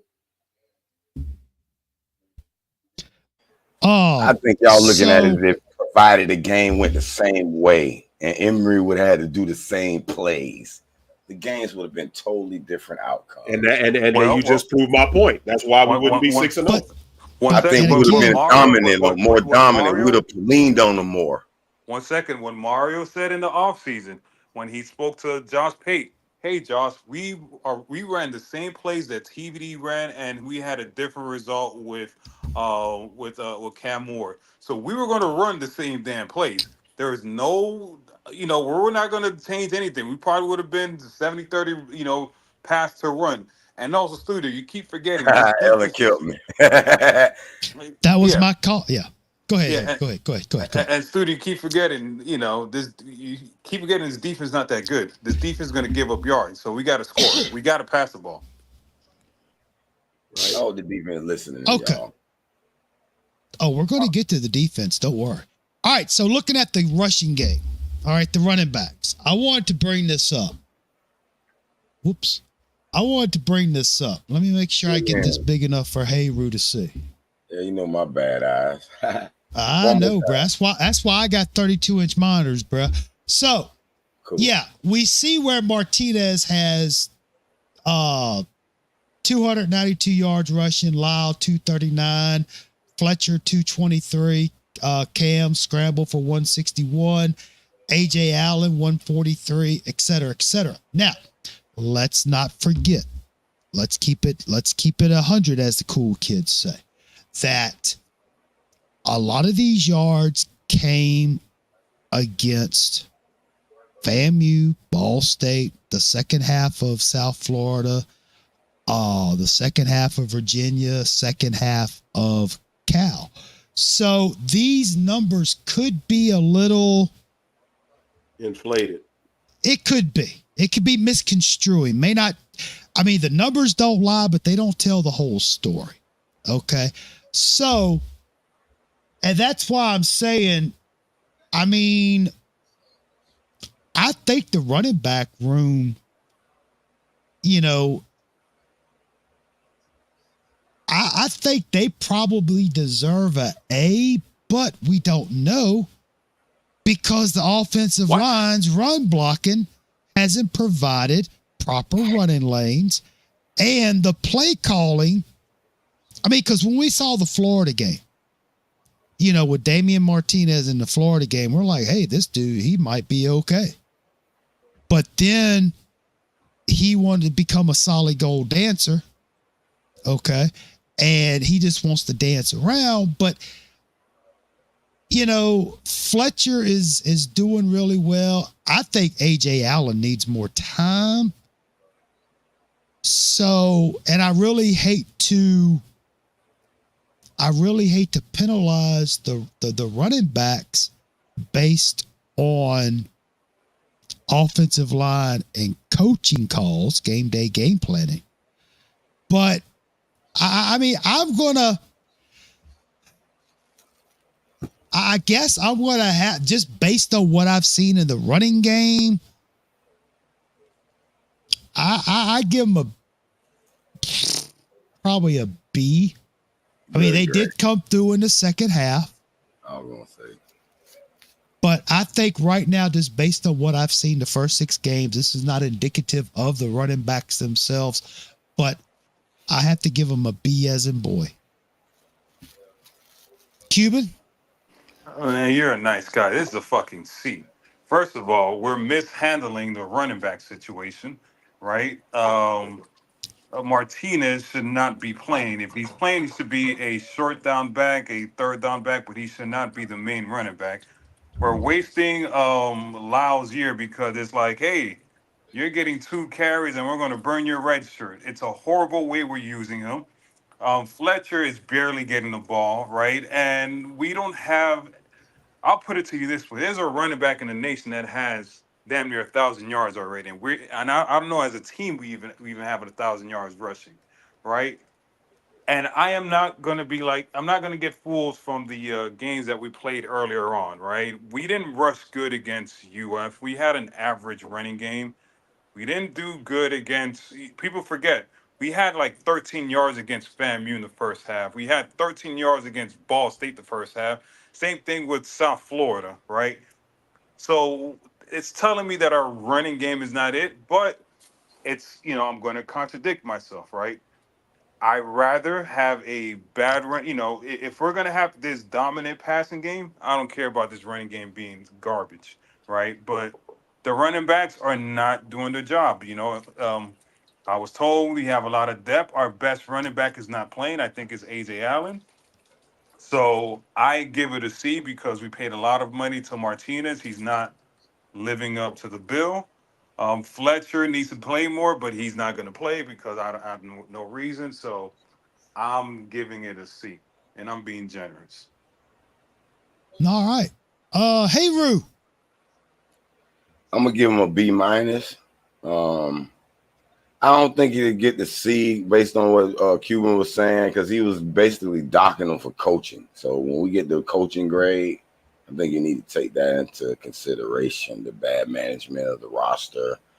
You made some good points with the Lyle burning him, not running AJ Allen more, just not calling the type of plays that need to be. Because every time they run them good plays, y'all see the plays under center or they do some type of guard pull or outside to the edge run. They're running good. But we keep running this RP up the middle and it gets stuffed so constantly is Right. bringing our stats down a little bit. And then also that we're catering to the Heisman height. So we got to throw a little more. We're going to throw a little more. And then maybe Cam is audibling out some of the runs. He prefer to throw more. So I don't want to penalize the running backs for all those obstacles they're facing right now. But they're not playing to their potential. I think Damian Martinez, if he was in a more downhill run attack, he'll be playing more to his potential. I think Mark Fletcher, if he was allowed to get into a groove. Now, I was looking the other day that running back from Jacksonville, he moved to Texas though, at Boise State. I mean, he getting like 25, 30 carries a game. And our running backs only got 30 carries so far in the total. So nobody's getting a groove. You need a little groove sometimes as a running back. So B-.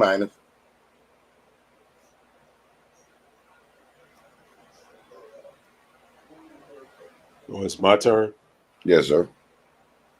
All right.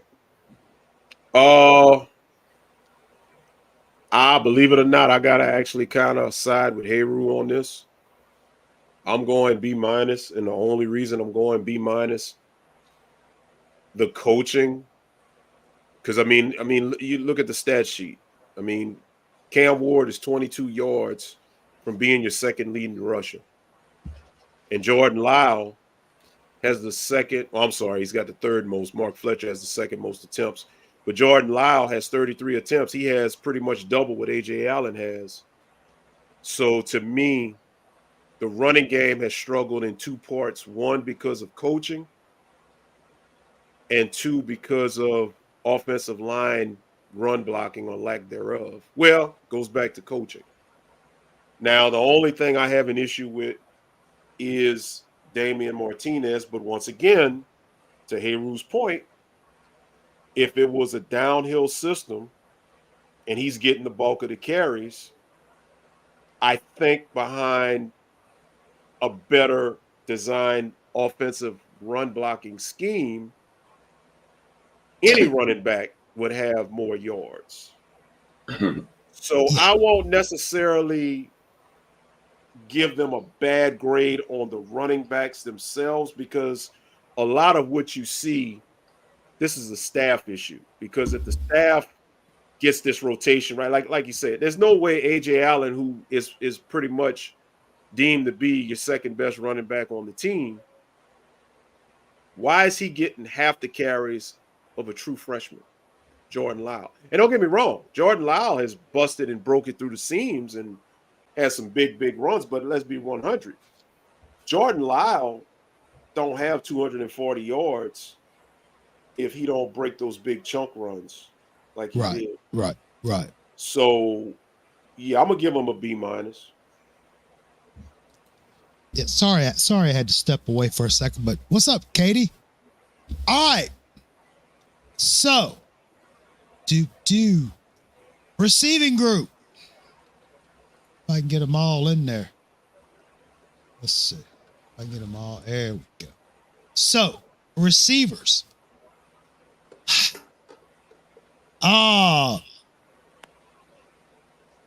Sam Brown needs to stop dropping the ball. Jacoby George needs to stop having penalties.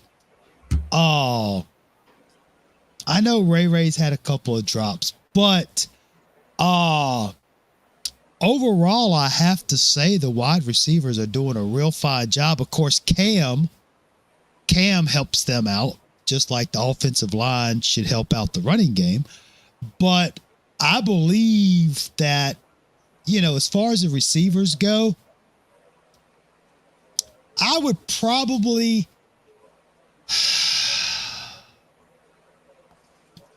because of Restrepo and, of course, the tight ends starting to play a role, I would definitely give them probably about an A-, maybe a B+,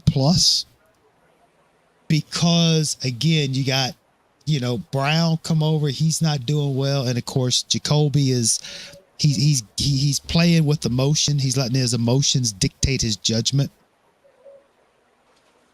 But I will say this, again, I know I said I was going to leave my history books closed, but these group of guys here could be one of the better groups of receivers Miami's had in a while.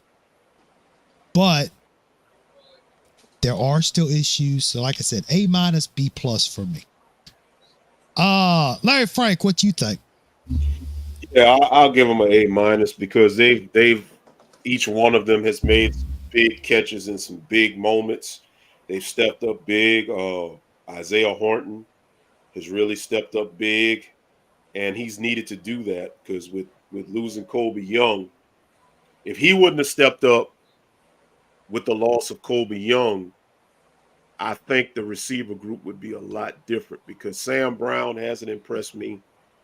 Jacoby George does have that home run ability, but Right. that gets negated with his penalties and his discipline issues. Right.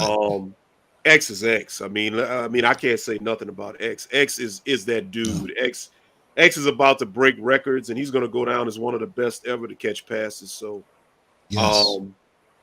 yeah, I'm gonna give him an A- because they made some big catches in different moments of the season. X with that catch on his behind and Oh man. Horton, splitting defenders and Right. even Jacoby George. So yeah, they get an A- from me. Okay. All right, hey Roo. Yeah, I give him an A. Give him an A, straight up A. Because listen, we know Restrepo is gonna be Restrepo. I believe he's the number one receiver in the nation all around. But Isaiah Horton has proven to be a number one receiver. Like if an NFL team drafted him to be a number one, I think he could fit that bill. His body, his build, his speed, his all around, man. I almost will argue. I feel the way y'all feel about him, the way y'all feel about Ward and Emery. Like if we didn't have Horton to step up and replace that Kobe George, then I think we might would have dropped one of them games because Horton was there to catch. It was one of the receivers they can't stop. Facts. You gotta have them to get the comeback. If you don't got them number one receivers to make comebacks, it's over for you. You don't got the elite passing offense, you can't come back. You know what I'm saying? So Emery could get it to Horton. You know what I mean? But I don't think none of our receivers right now would have been able to step in and do what Horton doing right now, boy. God bless him. Sam Brown wouldn't. You see, he dropped the ball every. He would have dropped the game winner. Yep. Remember that catch where he knifed it into Horton and caught that touchdown where we just had one right then to get the. I said, man, I'm glad we got elite receivers, boy. Without elite receivers, we lose. Oh, boy. All right, Cuban. All right, you guys are nice. You guys are trying to get paid by Miami or some shit, all right? I'm looking at the overall picture, right? Restrepo's on the cam level. This is one thing I have to give Mayor one. Mayor one in the beginning of the season said he's the one, he said he was the best receiver in the nation. He's one of the best receivers in the nation. He's probably one of the best receivers you had in Miami, right? Yes. But now I have to take in the overall picture, right? Right. There was a show that you were on in the preseason, Jordan, that, there's a lot of depth, right? We don't have depth, right? We do not have depth. If this is a good team, right, the mistakes that George, Jacoby, and number 11, I refuse to say his name, they will get rotated out, right? There is a lot of key drops that we're having, right? Yes. There's the ways that we're, catching the ball, things of that nature that are not being taught properly, right? Like there was a touchdown that Jacoby had wide open in the end zone, and he decided to catch with his body instead of his hands, right? He's playing like a beast. He is, but it's not A+ performance. I've seen Jacoby George last year. He was a beast. He's not playing at that level. He's playing a level below. Might be injury, might be off the field issues. Don't know. And number 11 is he is what he is. The problem is, Mario's always talking about competition, so on and so forth. I don't see that with the receivers. JoJo Trader is not trying to take a position. Night Car's not trying to take a position. Ray, so on and so forth, right? In order for us to be an A, these guys have to play A performances, and they have not been playing A performances. Only Restrepo has been playing A performances, right? So, Right. the reason because of all the other guys bring that grade down to a B. Stop being so nice. Mario and Payne, y'all. Wait a minute, Cuban. You don't give Isaiah Horton an A? No, What has he he needs to done? learn how to. He's doing a great job. He's doing a great job. But there are situations that he needs to catch with his hands versus his body, right? Like Isaiah that one. Horton? Yeah, Isaiah Horn. Look at the play I see when him maybe drop 2 passes all year. no, it's not. It's not about the drop passes. It's the way you're supposed to catch the ball. There was a bomb that Cam threw him, and he was wide ass open. He decided to catch with his body, and the DB caught up to him and knocked it out. He needs to know situation when to catch it with his body and when to catch it with his hands, right? And that's it. It seems like that's not being taught. So he's not. He's the second best receiver, right? But there are things that he needs to improve on. A means you're doing what Restrepo was doing. Not everybody's doing what Restrepo was doing. No. I got you. He's a sophomore too. Very young. He's a junior. All right. Yeah, like Jay Actor said, high point. He needs to high point the ball. Right. He's 6'3", 6'4"? Something like that. Yeah. And it's like he just needs to learn how to high point. I don't seen a couple of those though. It's just probably that particular play. Sometimes you run it down the he does field. it a couple times. He does it. You see the ball, their alert is not always, oh, let me jump up and high point it. You know what I'm saying? I get you. So I think we kind of included the tight ends with the receivers, but if you do that, it's a definite A. That's a definite A.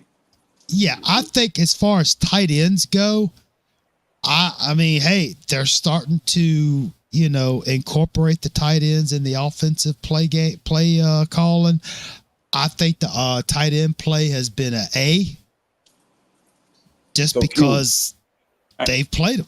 Well, and you see with the tight end position, there's a lot of depth. They have like 4 running backs, right? If one of them messes up, number 9 is coming get, he's going to come and get your ass. So cute. Yeah. That shit gives us an 8 in because I feel comfortable if we say let's Jacoby George tripping, right? I feel comfortable we go out there with Horton, Streppel, and Royal stretched out, and then put Elijah Lofton, and then we can put Riley at the tight end and McCormick. You're talking about but they're not specifically wide receivers though. That's the thing. Man, listen, if we had to and it was injury and we need to carry through, I agree. Comfortable with that. I have a problem with Royal stretch wide. I agree with you on that because Arroyo is like a hybrid wide receiver. I definitely agree with what you're saying from the offensive standpoint, but I think what Cuban's saying is you can't really include them in the grading of the wide receivers because they're technically not wide receivers. They're tight ends. Right. And yeah, puppy dogs let themselves in. Sorry about that. But yeah, that's what I was saying. I think we kind of, I take responsibility. We may have accidentally included some of the tight ends with the receivers, but yeah, tight ends, I think they're doing a fine job. If you just take the tight ends out. It's at a point that even if you run with say 2 tight ends and a wide receiver, you still be okay. I'm just glad they're finally utilizing the tight end. Well, you know why? When we get to it, the next position. I'm gonna tell you right now, offensive line. Okay. Now, I've let it be known that Mirabal is no keyhole. Mirabal has not developed this offensive line whatsoever. We're 6 games in. We are in October 16th. And personally, I have not really seen much improvement. I have not seen much development with this offensive line and this Mr. Mariball. Okay. And from what I've seen with this offensive line, at the beginning of the season, the run block, I mean, the first game against Florida, they did well, considering. But we found out Florida is a fraud. But I wouldn't say that. I always say that. I don't care if they're undefeated or not. Florida's always a fraud. Anyway, but watching these games, this offensive line is getting pushed back. Cam is under more pressure now on the pass blocking. Markel Bell, why has he not been developed any better? I mean, this Markel Bell is that's a dude, bro. He's like 6'8", 3 something. Big old dude. Marigoa, you know, I know he's just a sophomore, but he's, you know, there were plays on that Cal game and also Virginia Tech. He's getting schooled. He's getting thrown around, pushed back. But he has no sacks, according to the fan base. Yeah. Okay. Yeah. And again, I know, well, no, we're not talking about to help me understand. We're talking about grades. So I'm bringing the history books out. Remember in 2017, Miami versus Notre Dame? You know, all the talk was about this, you know, these Notre Dame defensive line, offensive line, except, but dude, this offensive line, I have to give them a D as in dog, and I'm being very nice. Cam is under more pressure now. Yeah, Virginia Tech had that one guy. ARP. Okay. And, you know, even if you go back and watch the FAMU game, this offensive line is getting pushed around. All right. Thank God Cam can move. Because if Emory was in the backfield, he'd be on his back. This offensive line has not been developed. They have not been taught. They have not been coached. Okay. And again, like Cuban said, Cam Ward is the right guard for this offense. Because I'm telling you, and I'm being very generous with the D as in dog for this offensive line. They have not, again, and as far as Mariball goes, he gets an F. Straight up. Okay? He has not developed jack shit since he's been here. Now, I believe, is it Cooper coming back? Inez? No, Rivers. Rivers, thank you. He's coming back. But again, Markel has been in the last, 3-4 games? Does Mariball, does anybody look at the film for the offensive line? Can anybody at Miami see that Markel needs help? He needs teaching. He needs instruction. He needs what Miami has been needing for 20-something years, development. No, they rely on his talent. So, all right, I'm getting off my soapbox. Offensive line, I'm giving them a D. All right, Cuban, talk to me. All right. I'm throwing shots, and I don't care, if he gets all mad at me. But there's a guy on this show, right, that said this is the greatest. Him and his homeboy, him and his two homeboys said this is the greatest offensive line on the face of this earth. I ain't gonna say his name, Mr. Larry Frank. You're right? goddamn lie. George Diaz said that shit. You're goddamn lie. I was beefing with the Utah I was beefing the Utah family over that, right?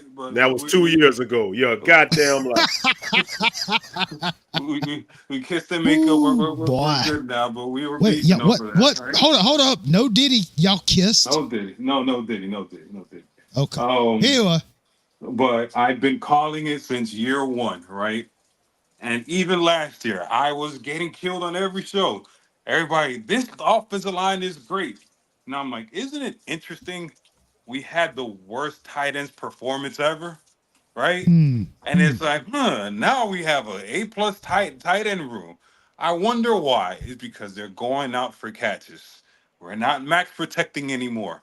There's no more hiding. We're like spreading this bitch open, and you see, right, that this line is very weak. And I keep getting thrown the stats. Oh, Mario Go is one of the best tackles in the nation. No, he's not. You're not watching the game. I was watching the Cal game. I watched the FAMU game. He gets his ass thrown around. There's a lot of times Cam is scrambling because the right guard and the right tackle are being horrible. Just horrible. The best player on the offensive line is number 78, McCoy. McCoy is the motherfucking wall. If Yeah. he puts a finger on you, you're not moving, right? And I told South Coast, just pay attention to 78 against the Cow. He was pulling, he was doing everything, he was creating Yeah. running lanes. Every time Yeah. there's a successful run, it's always behind number 78. When they get Yeah. behind number 73, 61, there is issues, right? Carpenter, he's okay, but my problem again, and I know I'm not supposed to bring in the coaching, is the development. It's Yeah. year 2 or 3, and 3. Sampson is not playing, right? What's up with that? Don't know. At the beginning of the year, you had too many players starting, and Rodriguez and Rivers, right? Right. Where is the development at with this team, right? Um, I'm with Jordan. I'm gonna give it a D, right? Because there are times they are blocking good, right? But we're playing lesser competition, right? I'm going to what the fan base said, right? We have a deep team and this and that. This is the most talent. This is the biggest offensive line, so on and so forth. We're powerful, we're stronger, we're bigger, but we cannot run the ball against FAMU. You can't not run the ball against Ball State. So I don't, I know the groupies and like, oh, you're a hater. I'm sorry, man. There's just several expectations that I have is you cannot run the ball against FAMU. Come on, man. Like I keep hearing the box is stacked. And if I hear that one more time, I'm gonna slap somebody because I'm like, if the ball, if they're any defensive coordinator that does that needs to be fired because you have a Heisman candidate throwing the ball all over the damn field. So they're not stacking the box. They just we cannot run the ball. Hell, you look at VTech. They had a I was gonna say a bad word. They have a running back with a full cast. He has a full Yeah. cast breaking yards, breaking weight because and they're freaking their 2 starting offensive linemen were hurt, and Yep. the best one got hurt in the middle of the game, and they have rushing Right. yards all over against us. So I'm Right. not trying Right. to hear these freaking Cal had running backs running all over the damn field against us. And if somebody tells me, oh, it's because they had a lot, man, we have quote unquote one of the best defensive line in the nation, and people still run against us. And I refuse to believe because I think you won about before the Virginia Tech game, Jordan. You were calling out the height and weight of Virginia Tech, and I think their biggest guy was 250 pounds, Yeah. Yeah. right? Yeah. And I'm Exactly. like, if you cannot run against these guys, come on, man. Like it's same thing for Cal. Cal had a small D line. If you cannot run against these teams, cannot run against FAM, you cannot run against Ball State, so on and so forth. I can't give you a high rating. And if you're really watching the game, Cam is scrambling a lot, and like what Jordan said, if he wasn't a mobile quarterback, he'll get sacked a lot. The pass that he threw to Williams, he was damn near sacked, right? It's like he got lucky, flipped it off. There was a touchdown pass he passed to Martinez. He was sacked, and he just flipped it over. A couple of his interceptions were a bit flipped over. This line is not that good. I know who the guru was gonna kill me, but I'm with Jordan. I gotta give it a D minus minus. I can't give it an F because I'll be called a hater. Well, apparently there's this person in the chat called Shad1419, and he said he has 2 words, Cuban. Panay Sewell. That's right. But he's a tight end. He's not an offensive lineman. Man, what's going on, Shad? How you doing, man? How's baby Shadette doing, man? Looks like she's getting bigger and more precious every day, dude. I tell you and Mrs. Shad have been blessed, man. Y'all, I'm glad to have you here. Oh, Katie's talking about Mario. Let's see. Let's go. Hey, Roo, offensive line grade, buddy. Give us your opinion. Yeah, I give him a B+. Motherfucker, he's smoking. And I documented on video showing you the progression, and that most of this line wasn't even the full line. Every time we're playing second and third string line, getting a lot of play. Y'all falsely accused Markel Bell of playing like trash. He done got called for 2 phantom hold calls back-to-back games, taking away touchdowns that would have blown the game away for us. So y'all jump on that and blame the man for phantom hold calls when the man is playing outstanding. Only listen, we still statistically one of the best offensive lines in the country. There you go. So there you go. I mean, it is what it is. If y'all think there's never gonna be no pressure in the game, like I said, I don't know what kind of football y'all been watching. I mean, it's called the Wall of Mirrorball, right? It's called the Wall of Mirrorball, correct? Yeah. For most of the time of the game, Donald Cam Trump has a clean pocket. They gotta listen. They gotta blitz us to get to us. They gotta send people. Most of the time they get to us, they be blitzing. We got different televisions, boy. So you trying to tell me these teams rushed 4 linemen and whooped our line? Yeah. You got to pick a side, man. Are they stacking the box? Or they're dropping 8? Are they what are they doing? I mean, you got to pick I ain't say neither.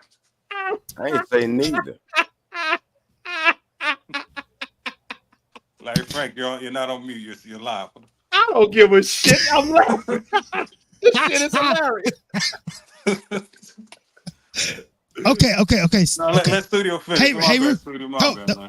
Hey, Roo. Hey, what is your grade for the offensive line? Unless there was more you need to talk about. No, I just said B. They get a B. Okay.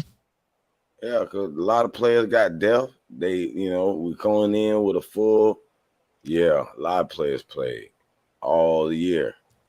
Third string got in there and got action. Now we're going into the second half, fully healthy line. Watch what happens in Louisville. We're going to have a different discussion about these guys. I hope so. No, we ain't, because y'all going to say, Louisville ain't that good. They ain't that good. No. They ain't nobody. Hey, here. We ain't going to never get the credit. That's how the media do us, though. Hey, Roo, look. I want to come on here Saturday, almost said Saturday night, Saturday afternoon, and say, okay, things are happening. It looks better. Okay, but we're 6 games in. But if credit is due, I promise you, I will give it.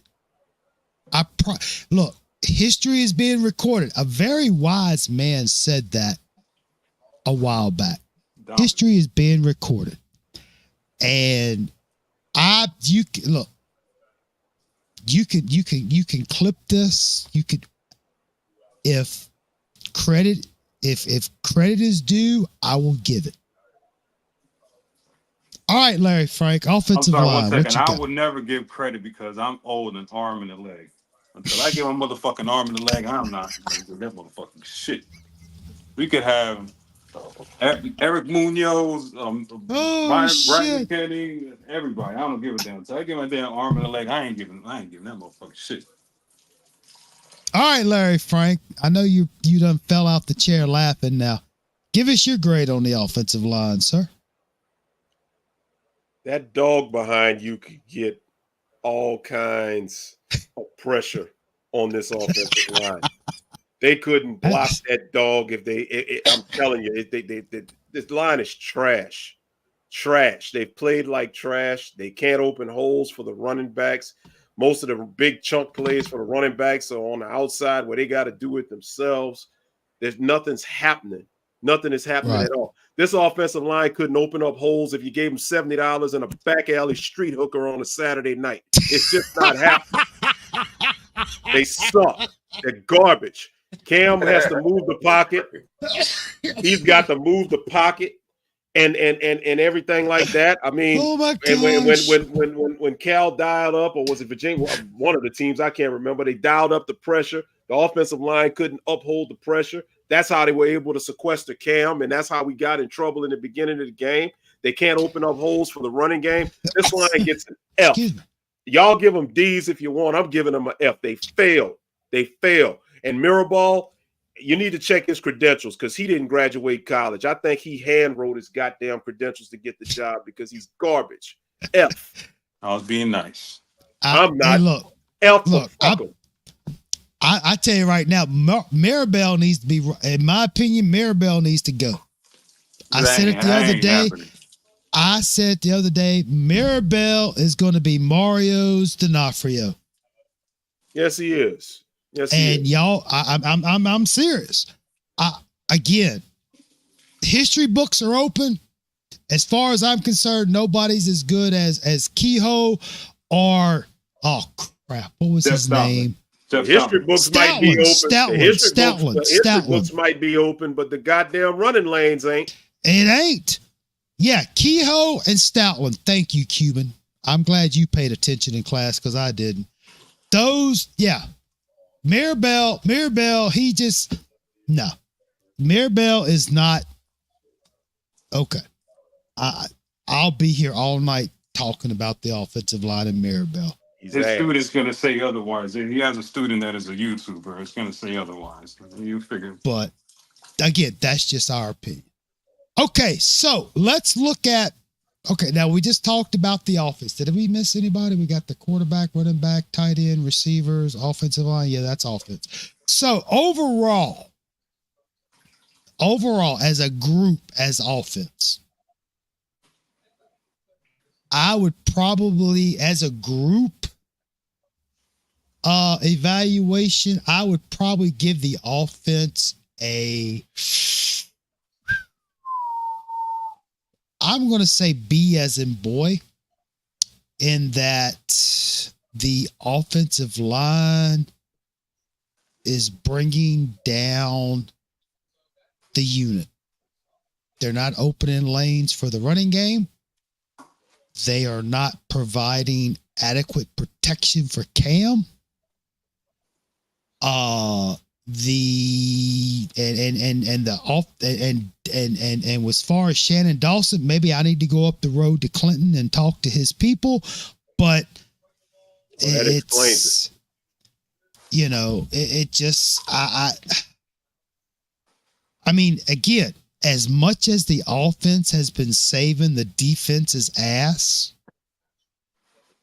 just imagine if you will. Okay. You know, the last offensive lineman that was drafted in the NFL? Isadora. That was Isadora.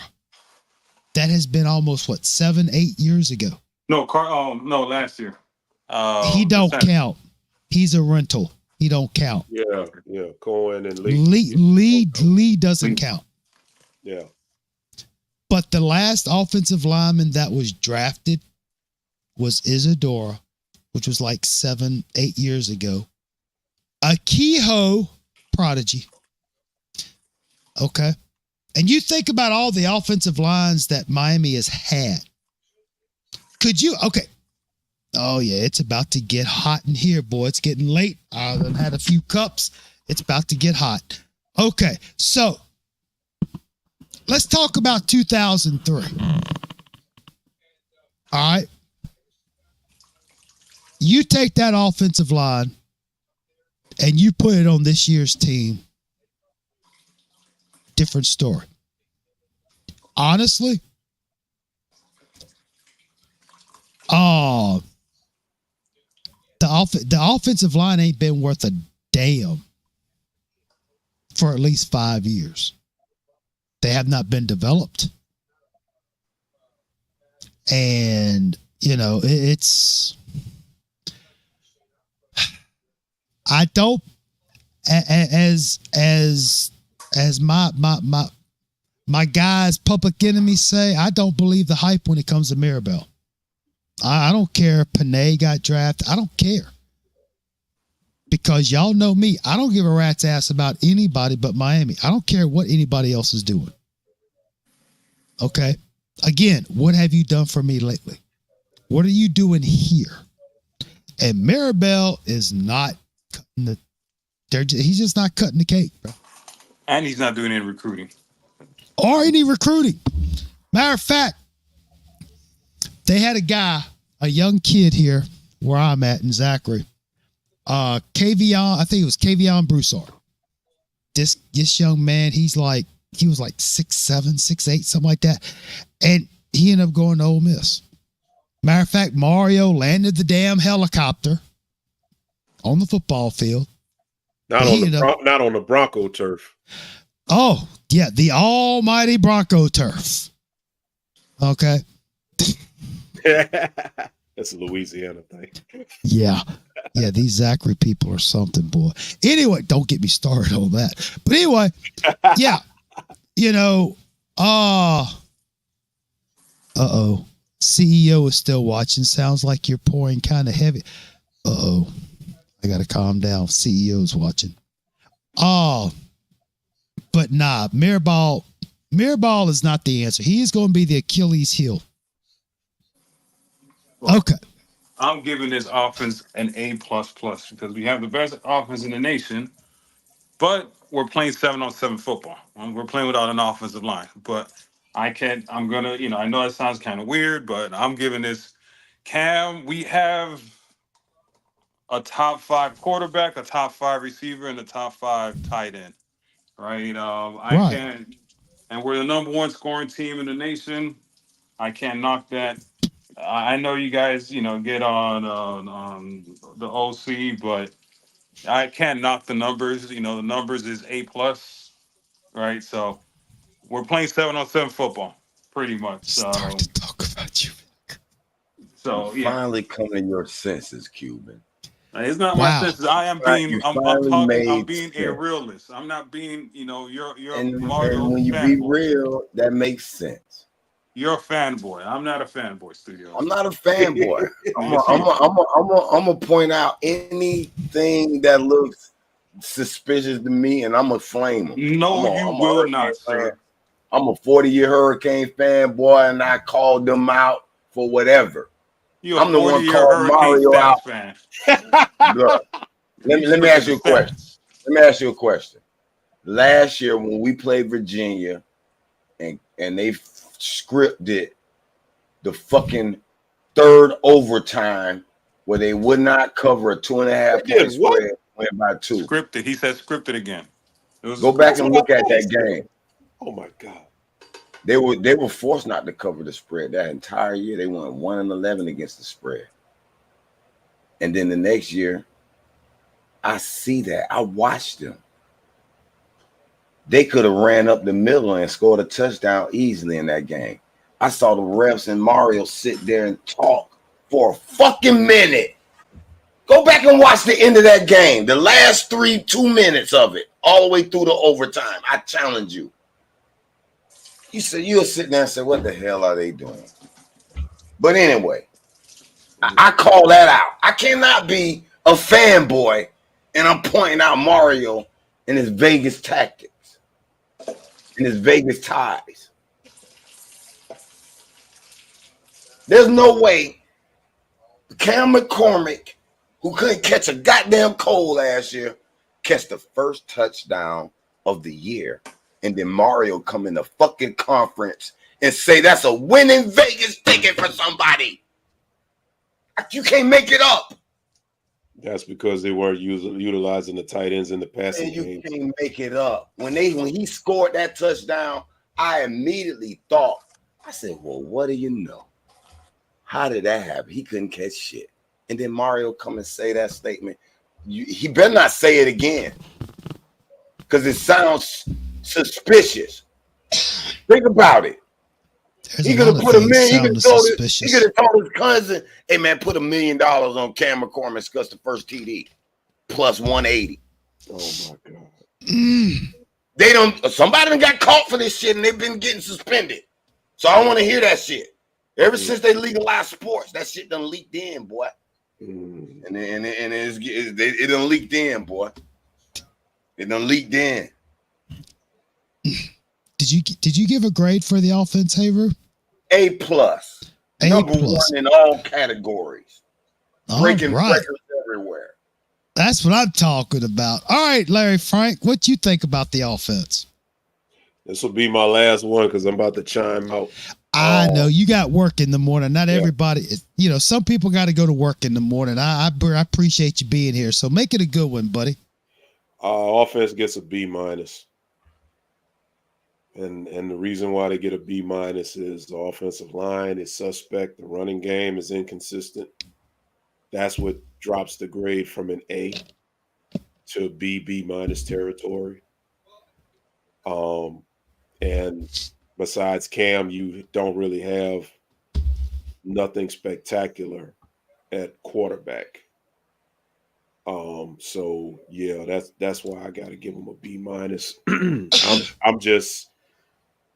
I'm just going to sit here and hope that the defense, everybody's hyped on the offense. Most of the Kane fans that I see, they're hyped on the offense and what the offense has done. But I'm hoping that everybody realizes the Achilles heel and the liability of this team is the defense. And as I said before, I'm going to keep saying it. Miami is not going to win 10, 11 games if the defense continues playing as they have the last 2 weeks. Because the offense is not going to overcome everything that the defense is given. And when you look at just how the offense has just had a lot of lucky breaks to come back, it was more or less, let's just be 100. The Virginia Tech game, why are we even reviewing a questionable touchdown pass? Knock the goddamn ball down, and there's nothing to review. Defense is a liability. Missed tackles, bad angles. They can't defend a screen pass. How many games have we seen the running back get 70, 80 yards on a screen pass? And while you're going up the road to Clinton, I'm going to get on I-10 West and go to Welch and go get Lance Guidry's people, because Lance Guidry ain't all of that. I'm going to segue for y'all to get to the defense, and I'm going to say this. As a matter of fact, I'm going to give you my quick grades on defense, and I'm out. D-line, B+. Linebackers, B-. Are we doing corners and safeties collectively as a secondary, or? We'll do defensive backs all the secondary collectively. All right, L. L. Because they couldn't catch COVID if you coughed in their face. They ain't shit. Wow. And on that note, gentlemen, y'all have a great night. Love y'all. Hey, appreciate you, buddy. Love you all too. Right, bro, have a good day at work tomorrow, bro. Yeah, and it's still gonna suck. That's all right. That's all right. That's all right. That's all right. You can talk about my Steelers all you want. Somebody would like to have a winning record. At least the 2 and the 4 in my record. The 4 is in front of the 2, and it ain't behind the 2 like some teams I know. Yeah, you're right. With your quarterback that don't remember what his last name is, and he freaking goes to a urinal and tries to sit in it and take a piss. See, why you gotta go personal, man? I ain't you know how I get down. We are cool. You know how I get down. You know how I get down. Well, look, Mr. Frank, thank you so much. It has been a pleasure having you here with us. And for those of you who are still listening to this, that are still with us, Friday night, the U Talk, baby, is on at 8:00 Eastern. It's going to be great. And I'm going to use one of y'all's lines. You know I got that pump, right? Oh man, shouts out to Mr. Magic. But Larry Fred, you know I ain't that soft. I ain't that soft. You know I don't give a damn. But nah, look, y'all do yourself y'all do yourself a favor. It's going to be live. Mr. Devin, Mr. Frank, great show. Great show. It's a call-in show. Y'all go check them out. You know, I told y'all about From the Bottom of the Map. I've told y'all about, you know, Utah. I haven't steered you wrong. So Friday night, go check it out. Excellent show. It's a little more structured than this flea market of a show, but great stuff. Thank you, Mr. Frank. I appreciate you sticking, coming around and talking with us. So, yeah. So I see as Mr. Frank bows out. Oh my gosh. I know who this is. Team Red Bull. There's only one person that I know of that would have the audacity to come on my channel with not only Red Bull, but with Max Verstappen as the profile pic. Hey man, I just like winners. Man, how you been, bruh? I'm doing good. I just like winners. Well, he ain't winning too much here lately, but that's beside the point. Nah, I'm just messing. So you're just in time for the defensive mid-season evaluation. I saw you were in the chat for the offense. Let him give his grades. So tell him give his grades right quick. Okay. You heard the people want to know, Team Red Bull, your grades on the offense. Oh, on the offense? Oh man. Overall or about positions? Yeah. By position. Oh, quarterback, B-, running backs. I'm basing this on expectation with the running backs. So I'm about to go a C+ because it's supposed to be a lot better than this from a numbers perspective. Wide receivers, give it a B+.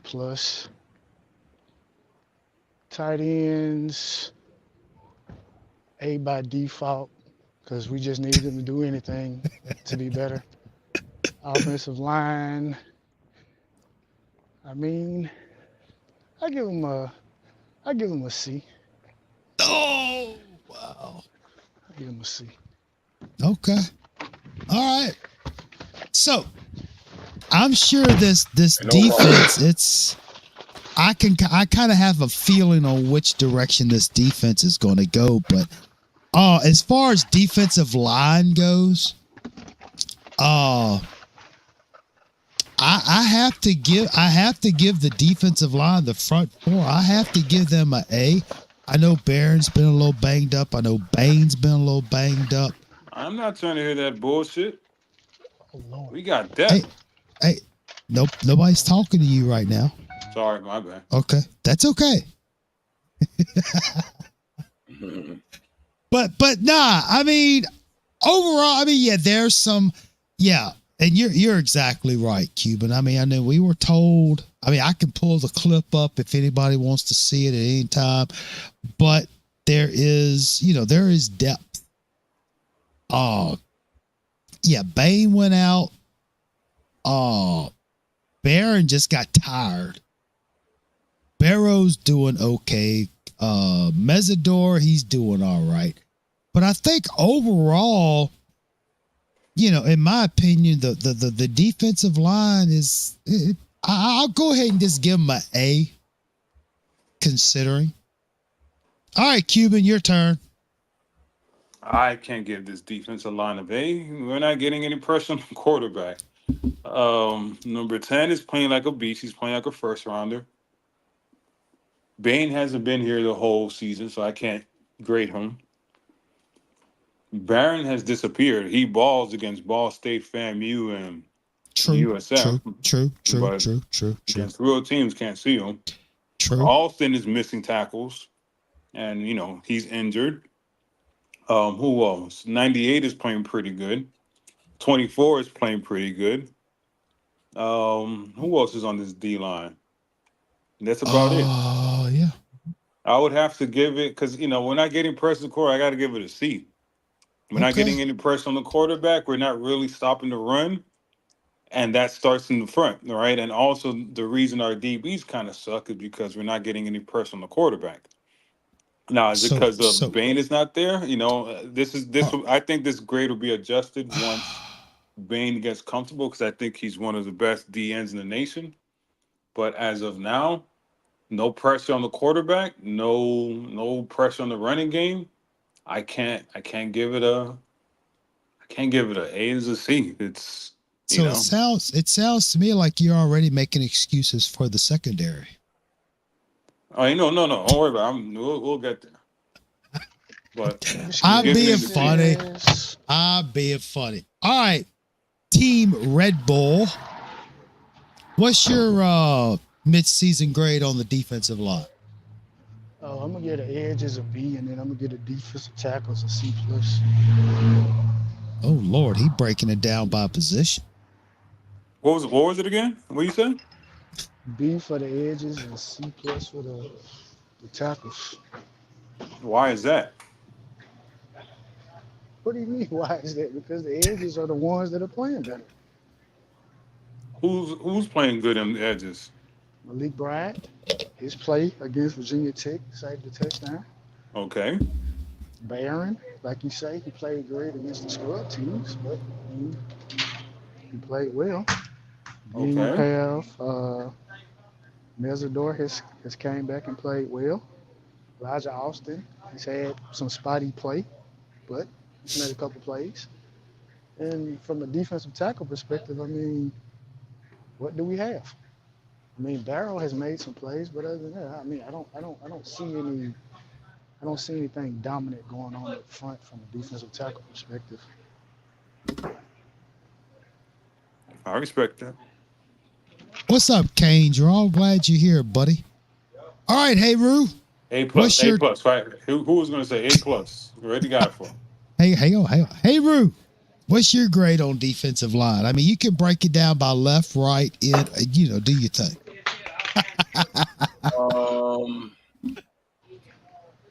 I would say B plus, A minus. Of course. I agree. I expect a little more sacks.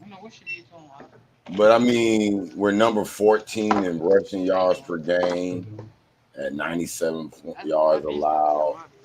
We're number 32 in yards per rush attempt at 3.5 yards per game. I mean, we're number 18 in sack percentage. So, I mean, we pretty much top 20 in every stat. I mean, we're number 12 in sacks per game. 3 sacks a game. So, I mean, with stats like that, you got to give them an A. And considering they haven't even had the best defensive lineman play. Wait a minute. Hold up. Flag on the play. The 2-yard penalty, roughing the passer. Oh, Lord. I hear all of those statistics, but this is what, when people bring up like those metrics and those numbers, I always have to go back to linebackers and safeties, corners. We run corner blitzes. They make tackles in the backfield. They get sacks and all those particular different things. So I don't think you're putting the entire context in this. All those numbers are attributes of the entire defense. It's not just. But it starts with the D line though. But it doesn't end with the D line. It doesn't end with the D line. Huh? It doesn't end with the D line though.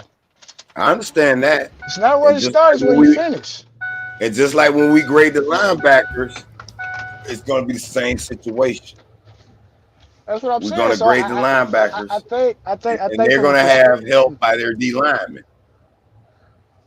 I'm not disagreeing with you on it. So But I just that's what I'm I saying. got So I that's why if you would have just more so just okay. like, You don't like hey, stats alone. Let me give you an eye test then. What I've seen in all these games is depth. Because in the second half, we've been needing to stop offenses. And there's no way you can stop an offense in the second half when you need to come down 5 if you don't have a defensive line. When you need stops, and you outscore a team 28-3 in the second, whatever, last 4 or 5 possessions, there's no way you do that with a tired defensive line or defensive line that doesn't have depth. here you're making the same argument again. You're just taking the stats away. The defensive line are not covering these receivers. They're not doing any of that. So I mean, They're making it a lot easier to cover the receivers. I don't think they're making it easier. I don't think they're making it easy. I think I'm not to give this up to Gidger. I think they're making some good adjustments in the second half, especially against Virginia Tech and Cal. I think they're making great adjustments to what they're doing. I don't look at more so to say just the defensive line is. I mean, they're playing good. I mean, like I said, the edges are playing well. I mean, we're getting a couple of spotty plays here and there that that help. So I'm not. Man, Simeon Barrow is playing nice. Yes, he's an athletic guy. I seen him run some dudes down. Yeah, he's a big upgrade from what we had in defensive tackle position last year. I give him. I've seen him make plays off the edge. So I mean, he's an all-around guy. All right. All right. So moving the linebacker. I'm about to make Studio mad because Studio said Kiko was a monster. They had the same PFL grade as Corey Flagg last year. We can't say that name here. I'm gonna be nice. I'm gonna say it. That man had the same numbers as Corey Flagg last year. Exactly. Oh, I'm gonna be generous. And give the linebackers. I give them a C-. Malgoa. I thought he was going to be the next best thing, but he turned out to be a bum rental so far. But safe. I live in the moment, motherfuckers, boy. But it's been 6 games. It's past the moment. No, he only had 2 bad games. The first 4 games he played pretty good to me. Against Florida, FAMU, Ball State, and South Florida. But wait a minute, Fab, you want to sweat. I hate to say it, but maybe I've been spoiled by Miami's linebacker core. Vis-a-vis the Bermuda Triangle. If you don't know what that is, Google it. Oh, I got to give him a C-. Cuban. I'm with you. I'm gonna give him a C because I like the development of Blasaint. He got better, but yeah, Kiko. There's a guy on here said he's the fastest linebacker that's ever been in the University of Miami. Runs a 4.1. Wow. 4.1. I'm see. This is the thing. You guys think I'm like that. I don't call people's names out. I don't call Studios One's name out saying that he was one that. I don't do that. But, oh boy. That's what I was heard. He was a 4.1, and I see his ass getting, just dog walk and just, But I know what Studio's gonna say. Look at his interception. He caught an interception. Yeah, that was like the last play of the game, but that's here nor there. Yeah. So the funny thing is, and I was going to tell when Larry Frank was here in the offseason, Jordan, remember this conversation like, oh, the defense is going to be great. And I was like, Jordan, name me the starting defensive line. And you I just couldn't do it. froze. I And couldn't you do it. froze. And I was Couldn't like, do it. and I said, Jordan, we're gonna have problems on defense, Yes. right?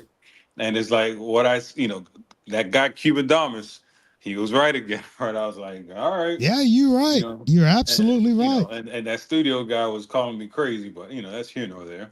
Uh, so it's funny because when the former coaches here, people would laugh at him like, "Oh, he didn't recruit linebackers. Linebackers sucked." Nothing's changed. New coaching, and I see the same activity from the linebackers. They're playing average at best. So go ahead, studio. Go ahead and kill me, I give him a B plus. motherfucker. You on crack? The only reason why they don't get an A because Kiko had 2 bad games, and I looked at what it was, South Florida game, or was it the last one? I don't know. But I looked at his stats. He had a half a tackle. I said, "Damn, that's the worst statistic he's ever been." So to me, that shows something's going on. Maybe tired, hurt. There's an issue. He don't downgrade from what he did last year to all of a sudden he's a trash guy.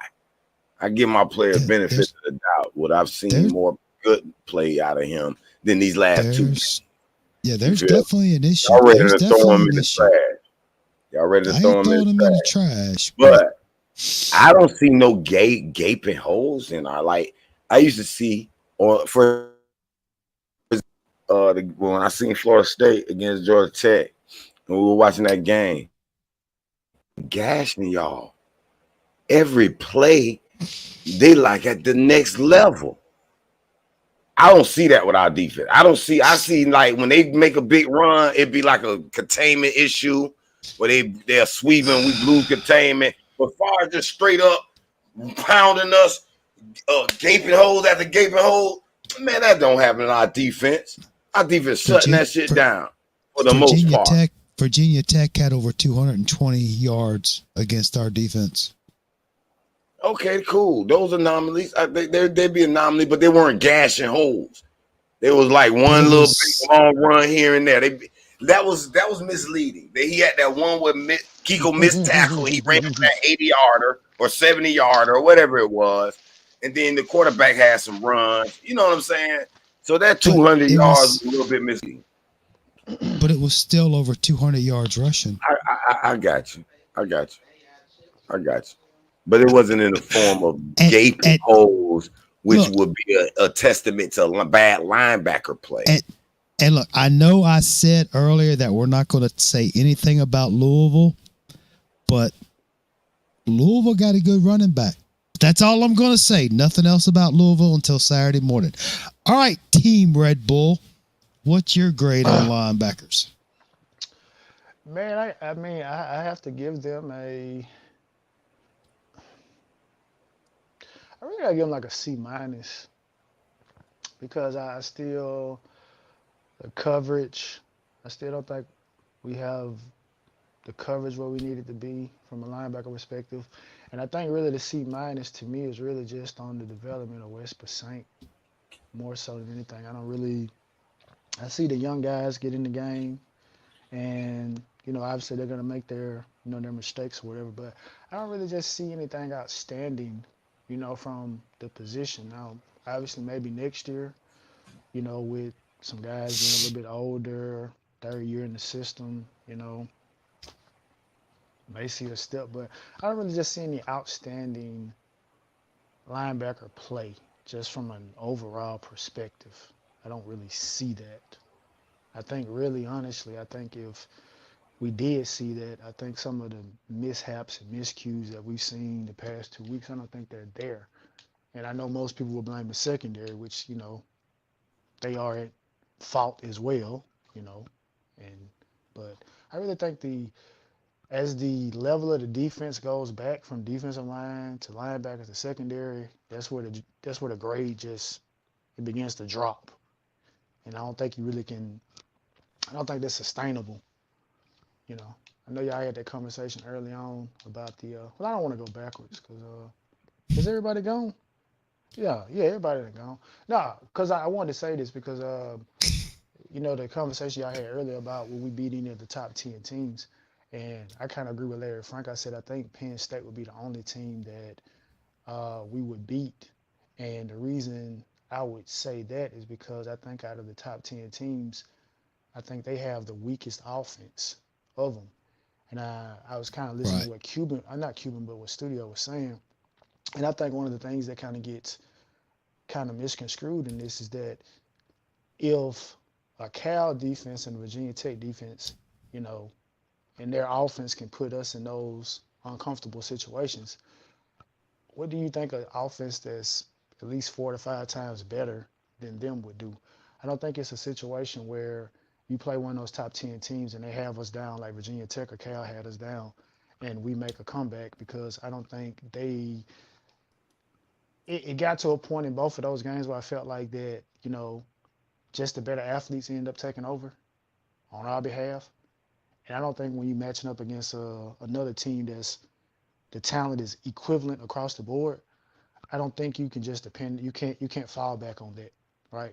I don't think any of those top 10 teams, allows for Cam Ward to have multiple turnover games and they walk out of there with a loss, regardless of how much of a dog Cam Ward is, because he's just one player.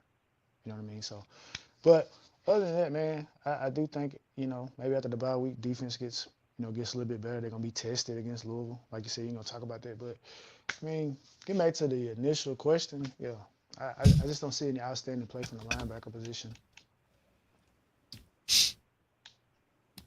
All right. So, all right. Last one of the night. We're going to do safeties and cornerbacks together as the defensive backs. I will start. CEO is going to bed. All right, fellas. Give me about 10 minutes and the party can start. I'm just joking. All right. Good night, CEO. All right, so defensive backs. There was a gentleman. I was in contact with this guy during the Florida game. Very wise. Very he kind of knew what he was talking about. And I agreed with him. And he talked about how the defensive secondary was being very handsy. Yep. Okay. I mean, and I agree with him. I'm like, yeah, you're right. I have the communique on my phone, and it has kind of bitten us on the ass. The communication between defensive backs isn't as bad as it was. But the defensive backs, I'm going to be nice. I'm going to give the defensive backs, I'm not going to fail them, but I'm giving them a D as in dog minus. Okay. I believe that in the last few games, that has been the Achilles heel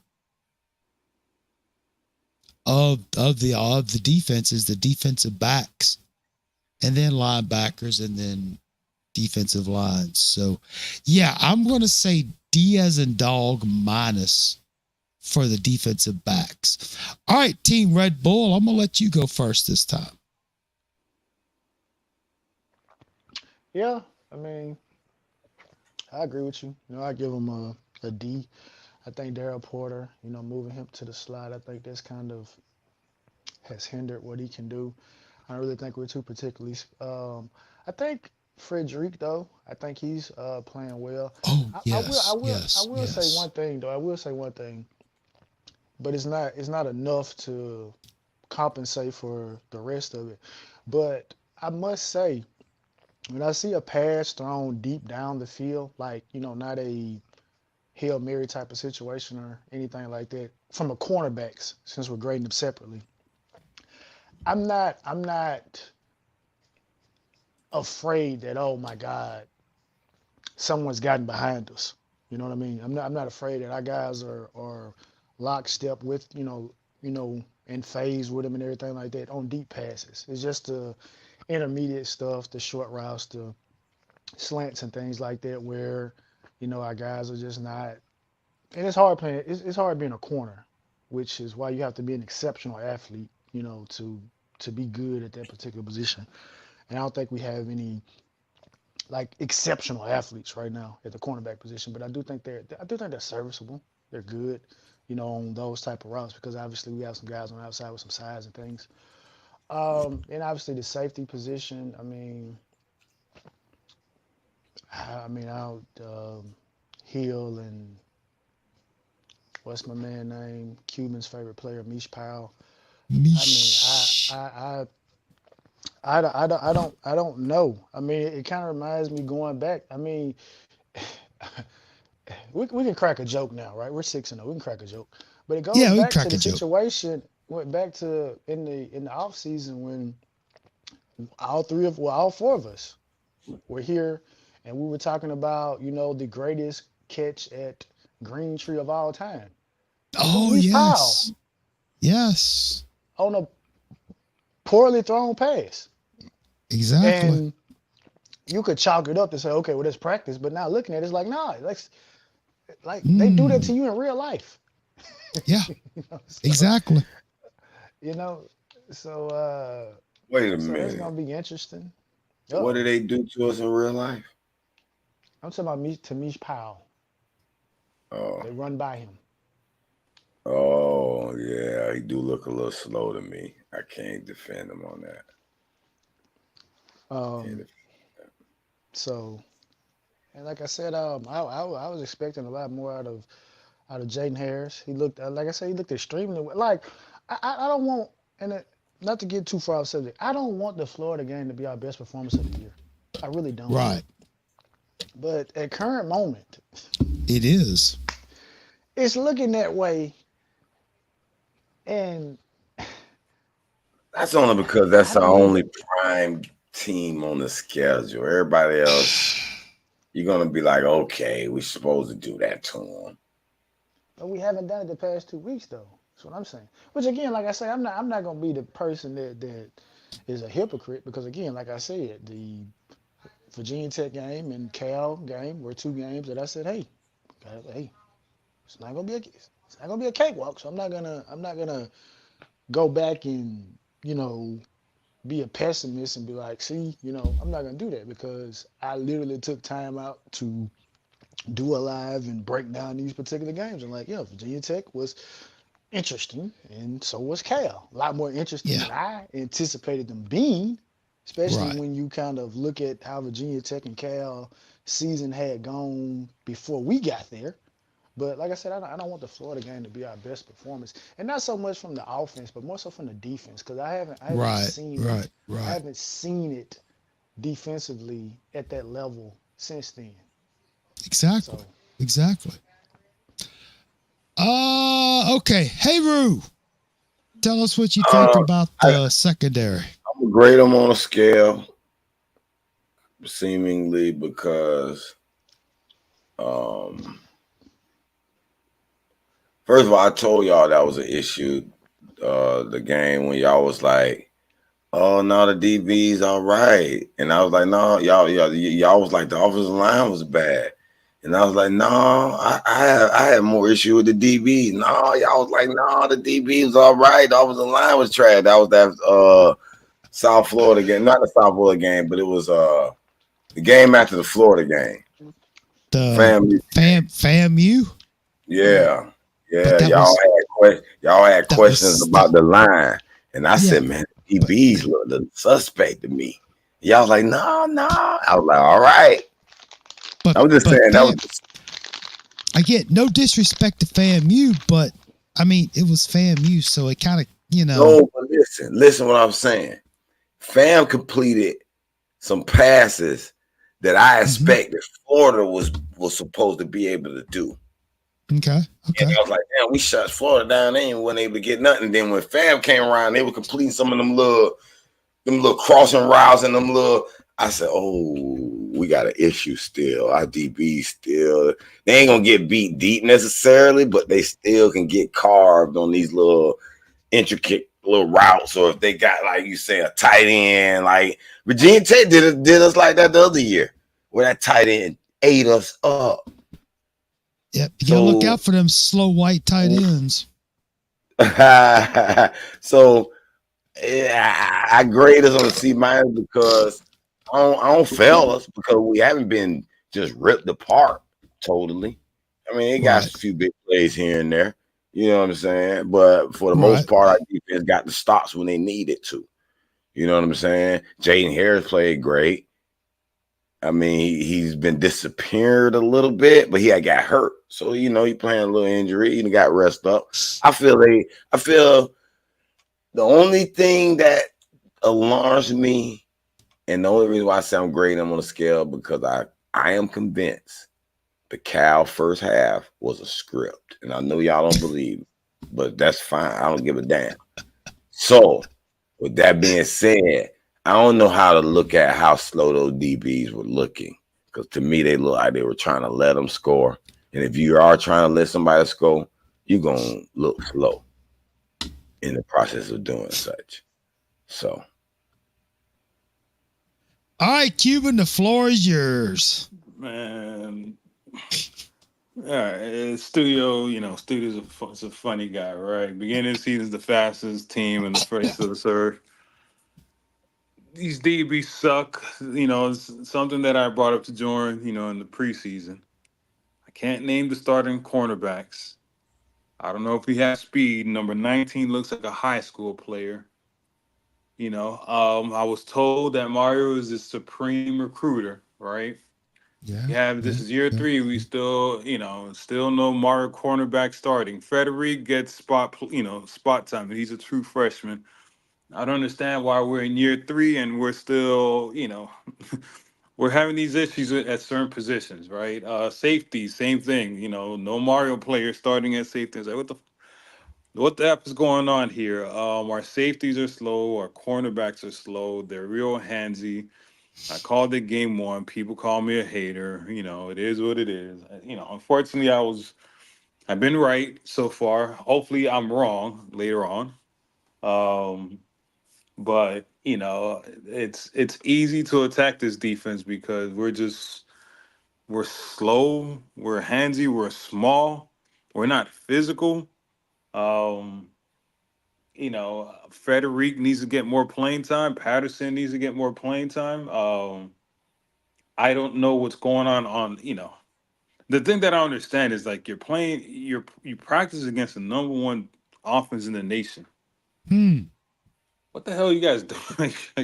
like it's like what's going on, man? It's like you guys got to cover Restrepo, George, Jacoby, number 2, number 11, the tight ends. Like you got, it's like I know you guys are practicing hard. So what the hell's going on in the games, right? So it's like, is it coaching or what is it? Because I'm like, you have to play against this offense in practice every single day. So it's like, at least we hope so. At least we hope. I mean, unless which is funny because YouTube people used to get on Manny because he's like, oh, we don't practice ones against ones. We practice ones against twos, right? Seems like the defense is practicing against the 3s or the 4s, because or just against dummies, or the practice squad. Because I'm like, I don't know, because they're talking about green trees where every the tough part is at, and then the games is easy, right? But I don't know if that's true. I know I'm not supposed to put everything in the picture, but I have to include recruiting, technique, so on and so forth. Even though this guy's doing a better job of recruiting, we don't have depth. Because I was told we have a lot of depth. We don't have depth at cornerback. We don't have depth at safety. I am not trying to hear, Mr. Mayor 1. I'm not trying to hear no excuses about injuries because I was told Mario's a beast of recruiter, the best in the nation. He gets any and every player he wants, but if a player goes down, we're in deep shit, right? Our quote unquote best DB went down, and now look what we have, right? We have, and it's funny because in the offseason, everybody's saying this guy from Mars was the best cornerback in the nation. You guys don't know what you're He talking knows about. the You know how to he look at knows the film. defense. He knows the Huh? defense. He knows the defense, right? That's what I was told in the summertime, right? Like I don't know football because I never. I'm like, you never seen Marshall play. Like you haven't seen Marshall play either. None of us have seen him play, right? Oh, but he played great against Notre Dame. Okay, that's one great. Oh, okay. Congratulations, Oh, right? So I'm not Mr. Mayor one over there. I'm giving it an F. So Wow. sorry. Boo! Okay. So, real quickly, because I mean, oh yeah, we're right on time. It's like 3 hours and 15 minutes. We're right on schedule here, fellas. I told y'all this was going to be good. I told y'all. So, as far as defense as a whole,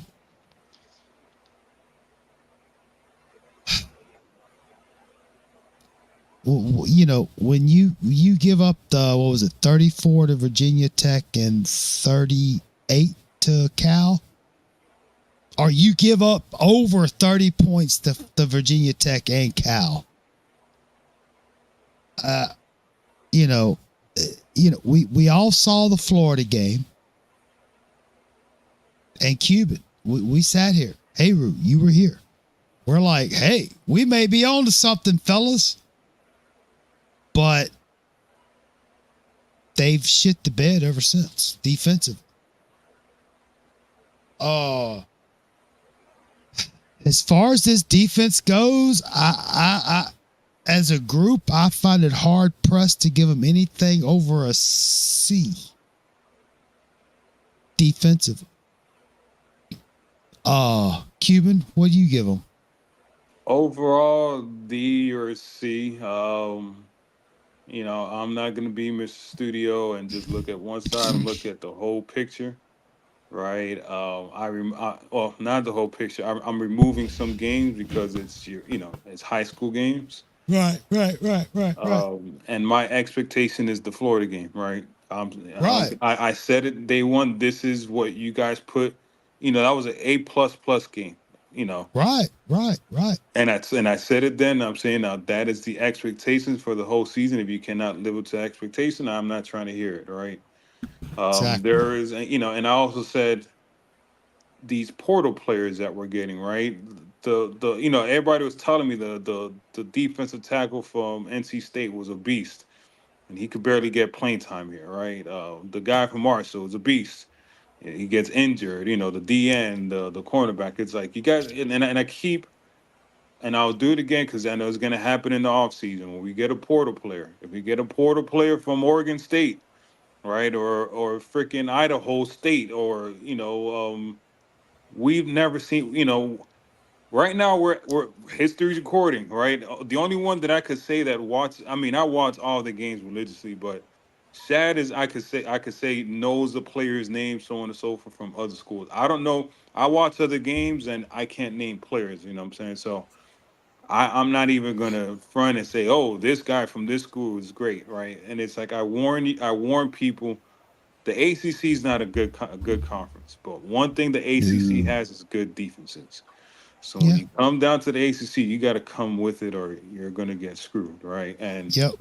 it's a love. I know people don't want to believe me, but I think the second best conference is the ACC, just because it's a balanced conference. There's no dominant team like the Big Ten. There's only really one or two Right. teams there, right? Right. But the ACC is a very tough conference because of the defense. But this defense, I thought Gidry was a good coach, and then I'm sorry to keep going on a tangent, but I was told last year, I'm so happy that James and Cam are gone, right? There were and LT.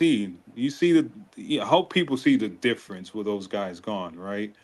I was getting killed a little bit, and I was like, I hope you guys noticed Bane Productions went down when LT pretty much quit after the Florida State game, right? Right, right, right. So it's like, and you see LT balling in the NFL, right? So it's like, just be mindful and careful what the hell you're talking about.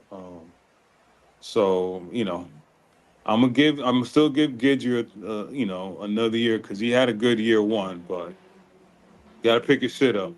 I'm expecting better. Again, my expectation is the Florida game. That's why I say 12-0. Studios talking shit about me earlier on, which is fine, but 12-0 is the expectation, and Florida is the expectation. All right. All right, Team Red Bull.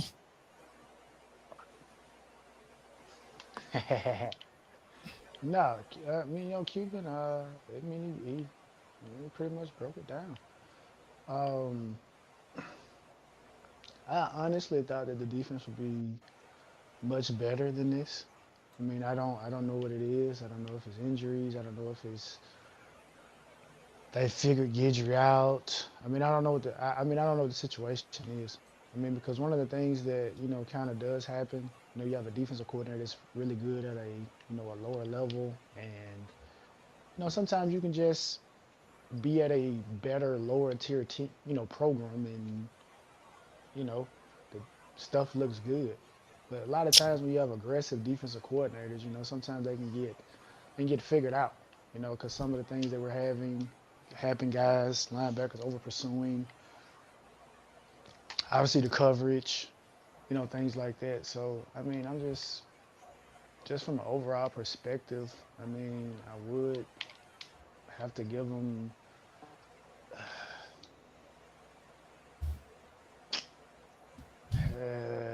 I'd probably give them a C minus overall. Honestly, I don't think we're terrible. Like I said, I mean, I watch a lot of teams, and I'm gonna be honest. Probably the two times that I've watched them, the defense, even though they've given up some stuff, but I think just when in a vacuum, when their offense is allowing for them to go back and rest and things, I think South Carolina has been the most impressive defense that I've had the opportunity to watch this year. And you know they they're good. You know what I mean? And so, like I said, I just look and say that I know that we have those same caliber athletes on our team, and our offense is not putting our defense in those type of predicaments. So we should be better. We have a quarterback. We don't have a liability at the quarterback position. This is not 2018 where everything is on their back. So, I mean, I don't know what it is. I mean, we could theorize and say, maybe NIL, maybe it's the lack of continuity because you do have a lot of guys that were thrown together and they are having to try to figure things out, in one game, and them maybe playing with another player, and just not all the way comfortable. You know what I mean? Then again, going back to the offseason, like we called it out. Like, hey, look, the pro coach guys, the nut huggers, uh, y'all are putting out that the offense is killing the defense, and then y'all want to go and change the narrative and start putting out videos of the defense looking good. So I mean, Yep. it seems like the telltale signs were there, but I mean, I'm on record saying, unless you didn't have an overly dominant defense in 2019, so hey, favorable matchups in the playoffs, hey, we can make it happen. All right, Heyru, what's your thoughts on the defense? What's your final grade, etc.? Final grade, I give him a C plus. I can't give him a B or A because like I said, they that scripted game, I'm not gonna let it go. But that hurt their stats, and nobody's gonna believe that. So I have to run with it. But they not trash. Good D line, just 2 bad games, short week, and then a cross country trip. You know, it's understandable on a long 12-game season. So I like the overall play at the linebacker, the young linebackers. They're getting interceptions almost every game. D line, like I said, it looks like we got 2 first rounders on our D line. What? Barron and Reuben Bain. I think they 2 first rounders. I think them 2 first round picks.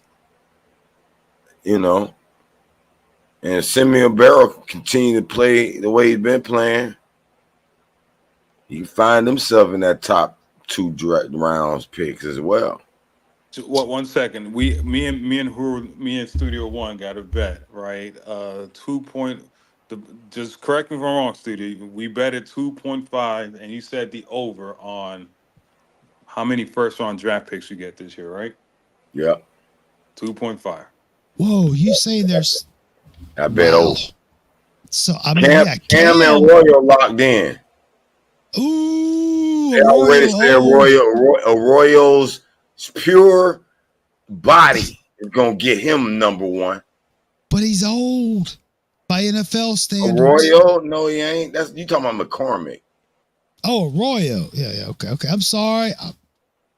Cam and Arroyo, that's automatic. Rivers may go first round.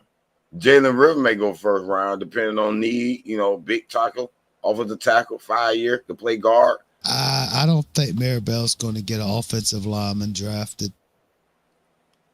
Nah, bro. I just want to know that's a bet. Rivers gonna get. That's the bet. Rivers gonna get over. First So round. he's saying that we're gonna get 3 first rounders. Tyler Barron going first round. And then I got two more that possibility. Well, let's get through the next 6+ games, and then we can have that conversation. But that is an interesting bet. So, Cuban, you said less than 2.5? Yep. Hayru said 1, really. Well, Hayru's got the whole team going first round, sounds like. Yeah, so I gave him 2.5. 3. He said 3 people is going to get drafted. All right. No, that's okay. We're at the 3.5 hour mark. So I think we have finally gotten to closing remarks. So here's how we're gonna do closing remarks. You can talk about whatever you want to. You can talk about what we talked about tonight or whatever. All right. So I'm going to start with Team Red Bull first. He won't have much to say because he showed up like, I don't know, 2 hours late. But that's beside the point. Nah. All right. So Team Red Bull, what's your final thoughts and aspirations? Go back to me last. Well, that's fine. I'll take it. I know that wasn't Baby Shadette. That must have been Mrs. Shad saying, "What?" All right, Cuban, give us your word. Final word. There's a show on YouTube that he don't only talk about football. He talks about politics, betting. I'm on there a couple times. That's Mr. Studio, Hoover the Guru show. You guys come check it out. It's a good show. He's trying to make people money. He's a soccer. I can't do it like he does. He's a soccer guy, right? But Jordan, would be nice if you come and check us out and participate sometime. But besides that, 12-0 is the expectation. I'm still saying 12-0. I'm expecting a turnaround. Right. I hope, what Studio says. I hope the history doesn't beat us with, me and you and Jordan have we have there's this thing about the past and we sucked off the bye week. I hope we dominate Louisville and, we're past that. So, I just want to go 12-0. I don't, the Clemson game and the ACC championship game is going to be a toss-up. and I'm sticking to my story. I don't think Cam, Barron, if you have a top 2 grade, I don't think these guys are going to play in the playoff for any team. So hope Emery's getting his shit together because he's going to have to play in the playoffs. And oh yeah, I have last thing, and this is a question scenario. And this is not going to happen, but I'm just saying this is a scenario. We lose to Louisville, right? But we win the rest of the games. We're 11-1. SMU's undefeated. Clemson wins, goes to the ACC championship game. Clemson loses to SMU by a field goal, last second. Do we make the playoffs? Oh Lord, that's SMU's undefeated. Clemson lost a field goal game, and we're 11-1.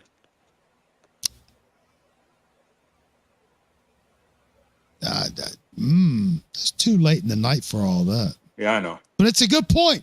It's a good point. All right, Heru, what you got for us before we get out of here? I said, yes, we still make the playoffs because we paid for this. We paid to be there. We paid for this natty this year. Oh, 1 second. So, J Active, I just said, one second. J Active, I said Emery in the playoffs because I don't think Cam is going to play in the playoffs. He's going to declare for the NFL. My best, Studio. Go ahead. That's also a false statement because Cam is a dog. And he said not only did he didn't even mention his draft status. He said the reason he came back is to prove he can win on a higher stage. So what better way to win on a higher stage is to win Miami a national championship. And look how much money. And listen, if he sits out, that can hurt his draft stock, especially if Will Howard, Gabriel, and all those other quarterbacks go into playoffs and shine and take over his top, and they all of a sudden like them better. And then also the NFL might look at him as a quitter. Like he quit on his team. His team had a chance to win a national championship. And he stopped. What is he playing for, really? You know what I'm saying? So I can see a meaningless game, a meaningless bowl game, but you got a chance to win the first national championship of this expanded playoffs and go down in history along with your Heisman hopeful campaign. There's no way he'll sit out the playoffs. He'll lose a lot of money in promotions, endorsements, even his own social media accounts will, if they're monetized properly, he can make so much money per game in each playoffs is ridiculous.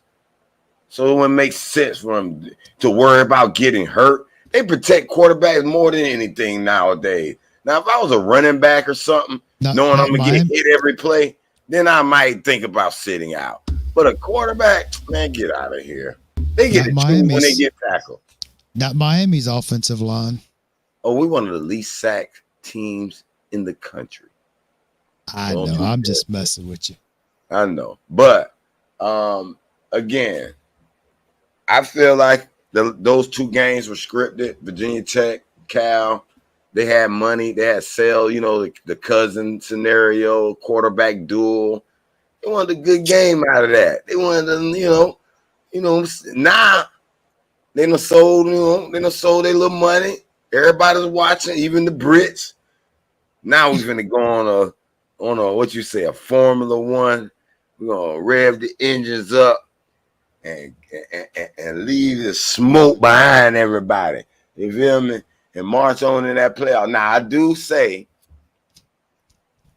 I think our defense is gonna be maybe the thing that stop us from getting that natty if we get in the playoffs. And I just think, I gotta admit, we can beat anybody, but if I'm being real, it come down to us in Georgia or Texas in the Final Four. Let's just say we get in and win our first playoff game in this Final Four, Texas, Miami, Georgia, whoever. we're gonna have an issue.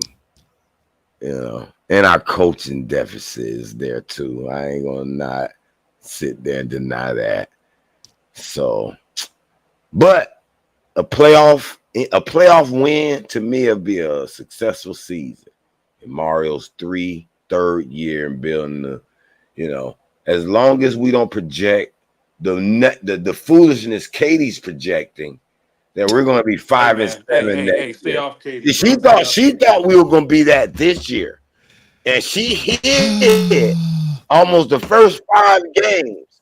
We were 5-0 kicking butt. Now she's starting to creep back in because it's starting to look like it's some tinks in the armor.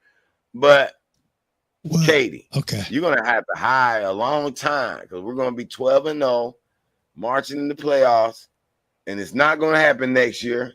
We're going to be good again. So I don't know, Katie. Maybe you're not going to be able to have no enjoyment as long as, I guess, Mario's going to be here for a while. He's going to win a couple of national championships, and you're not going to be able to root for your Canes ever. So you might as well change that attitude on Mario and stop wishing him bad luck. And, he's not the best coach in the world, but he's good enough to win a national championship. And if you're looking like that, then I guess we're not going to win another one for 5 or 10 years because they're not buying them out. No. All right, Team Red Bull. He gone. All right. No, he's here. Listen to Studio give his nice breakdown of things. Look, even your daughter's lying. She's like, you lying? Yeah. See? Even your daughter says you're lying, bro. Lying about what? I was listening in the studio. No, your daughter's like, Daddy lying. He ain't nothing right, that studio says. That's a lie, Dad. He makes compelling points. I mean, I understand his vantage point. Studio is looking at it from, hey, look, I'm not going to rehash what has happened in the past. We're moving forward. So, hey, he's not the only one. But anyway, I guess my final notes are, man, I just want to see the defense play better because I don't think it's.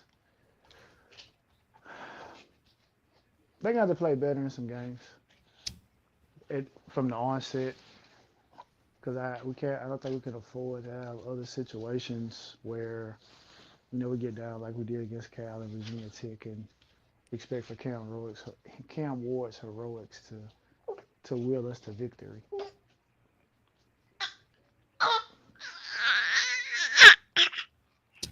I don't think she liked that. Oh, well, too bad. Right, no, he likes just preach on, Daddy. Preach on, Daddy. That's what the baby saying. That's not what I heard.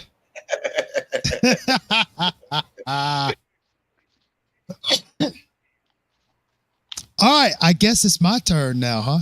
We'll go close this show out. So,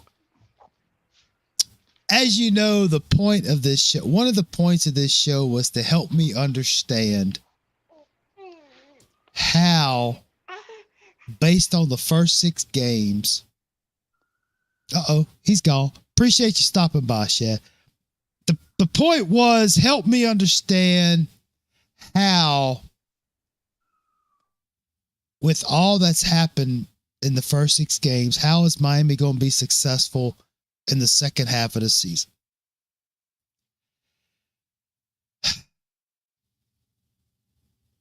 Miami's got Louisville, Florida State, Duke, Georgia Tech,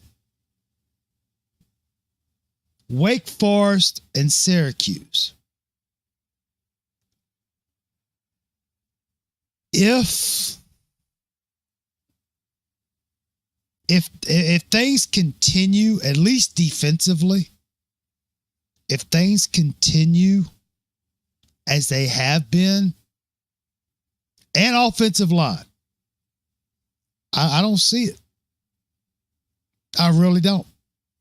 I still don't understand. I have yet to be convinced on understanding why I should just be happy that we're 6-0 and that everything's going to be great. We're going to go 12-0. We're going to win the ACC. I still don't, defensively and offensive line wise, I don't see it. Because even if Miami makes a run, and let's say they go 12-0 and go to the ACC championship, you've got a Clemson and or SMU. But let's not even talk about that. I don't even want to think about that. I'm thinking about the game against Louisville, at Louisville.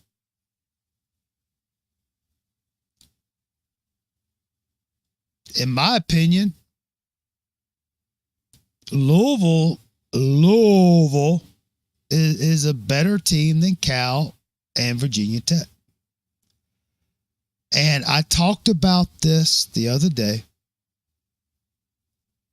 I just have a bad feeling that Miami is going to dig themselves a hole that is too deep to get out of. I'm just saying. I'm not going to give my Louisville prediction right now. I'm going to save that for the pregame. But as of right now, I am not feeling very confident based on what I've seen.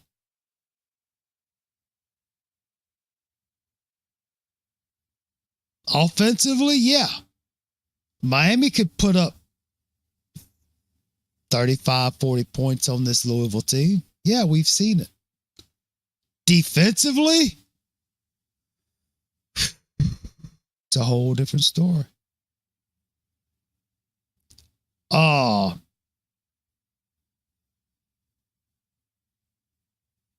As of right now, I'm going to go ahead and say it. As of right now, yeah, it's still the 16th of October. As of right now, Miami has not proven to me that they can win the ACC based on what I've seen. Take away FAMU, take away Ball State, take away South Florida. I'm going to let Florida stay in the conversation and put Virginia Tech and Cal. And I'm not seeing it so far. Now, Saturday afternoon in the post game, I may be like, hey, they turned it around. But exactly, Katie, Braum is no slouch, you know. But again, I mean, we'll see. We'll see. I'm just keeping it real with y'all. You know, I'm being honest with y'all. Yeah, we're 6-0. But who is Miami beating? Miami was 7-0. Who'd they beat? Last year, 4-0. Who'd they beat? 10-0. Who did Miami beat? I mean, I'm just saying, it seems like throughout history, and yes, I'm bringing up history now. When Miami gets on this roll, this little streak, you know, it's against lesser opponents. And as soon as Miami plays somebody, guess what? They crap out. You may think, well, that makes you a hater. Okay, I really don't care what you think. I'm just telling you what I see. All right. And I'm telling you right now, this is bigger than Mario. The stuff that I see going on with Miami football on the field is the same thing I've seen since Larry Coker took over in 2001. Same thing. Nothing's changed.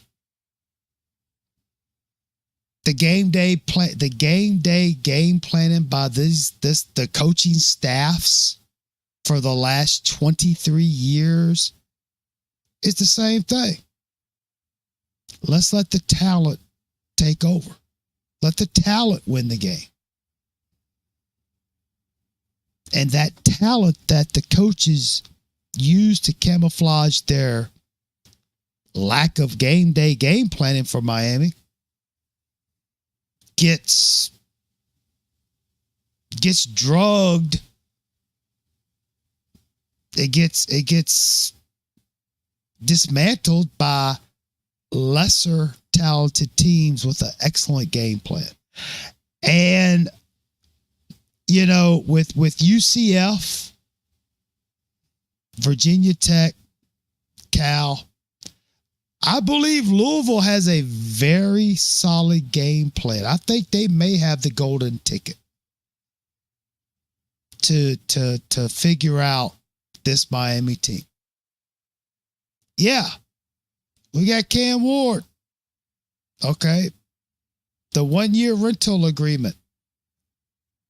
But if he's on the sideline because the running back for Louisville is getting, or whoever is getting whatever and wasting clock, you know, honestly, truth be told, Miami should be 4-2. I hate to say it, but, you know, just like at the casino, the luck will run out. And if this is a setup or conspiracy or, you know, if the fix is in, okay, I'm not making fun of Hayru, but if the fix is in, we'll find out. You know. But I'm telling you right now, as much as we enjoy Cam Ward and as well as he's doing, Cam Ward's doing this for Cam Ward. He ain't doing it for the U. He's here for the money. He's here for the future NFL money. Only reason why Cam Ward came to Miami is because he got almost $1 million.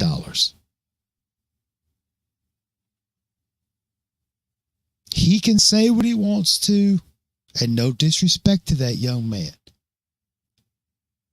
But you can't tell me that $974,000 didn't have any influence on your decision to come to Miami. Why didn't he go to Georgia? Why didn't he go to Alabama? Why didn't he go to Ohio State, Texas?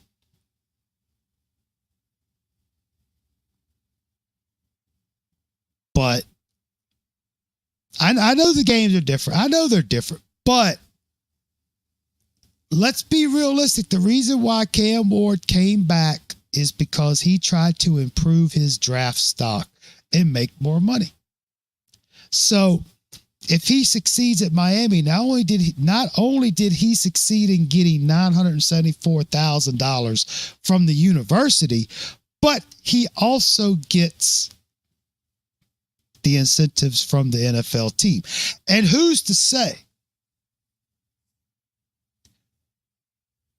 say Cam has a certain team he wants to play for?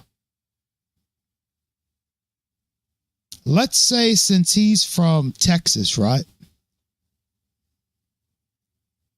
You know, who's to say he wants to go play for the Cowboys or the Texans? Who's to say that Cam Ward's agent isn't in talks with Dallas or Houston? You know, what does Cam have to do to be part of y'all's program? Because he really wants to be part of y'all's program. I'm just throwing it out there. It's all a business. You know, NFL is a business. Just like now college football is a business. And Cam Ward, and please don't get it, you know, twisted. Don't get it misconstrued.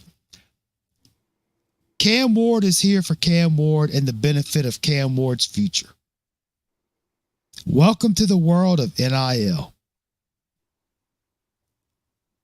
And if, say, Dallas or Houston says, hey, if Cam wins the ACC, we'll take him. I guarantee you Cam will not see the playing field. He won't play in the playoffs. Or what if Cam wants to go back up north to the Northwest, play for Seattle? You know? We don't know. But I just find it hard to believe that Cam really cares about that U on the side of his helmet that so many others have before him. Because let's face it, he's a one-year rental. It's what he is. I mean, he's playing his ass off. Don't get me wrong. He's out there getting it.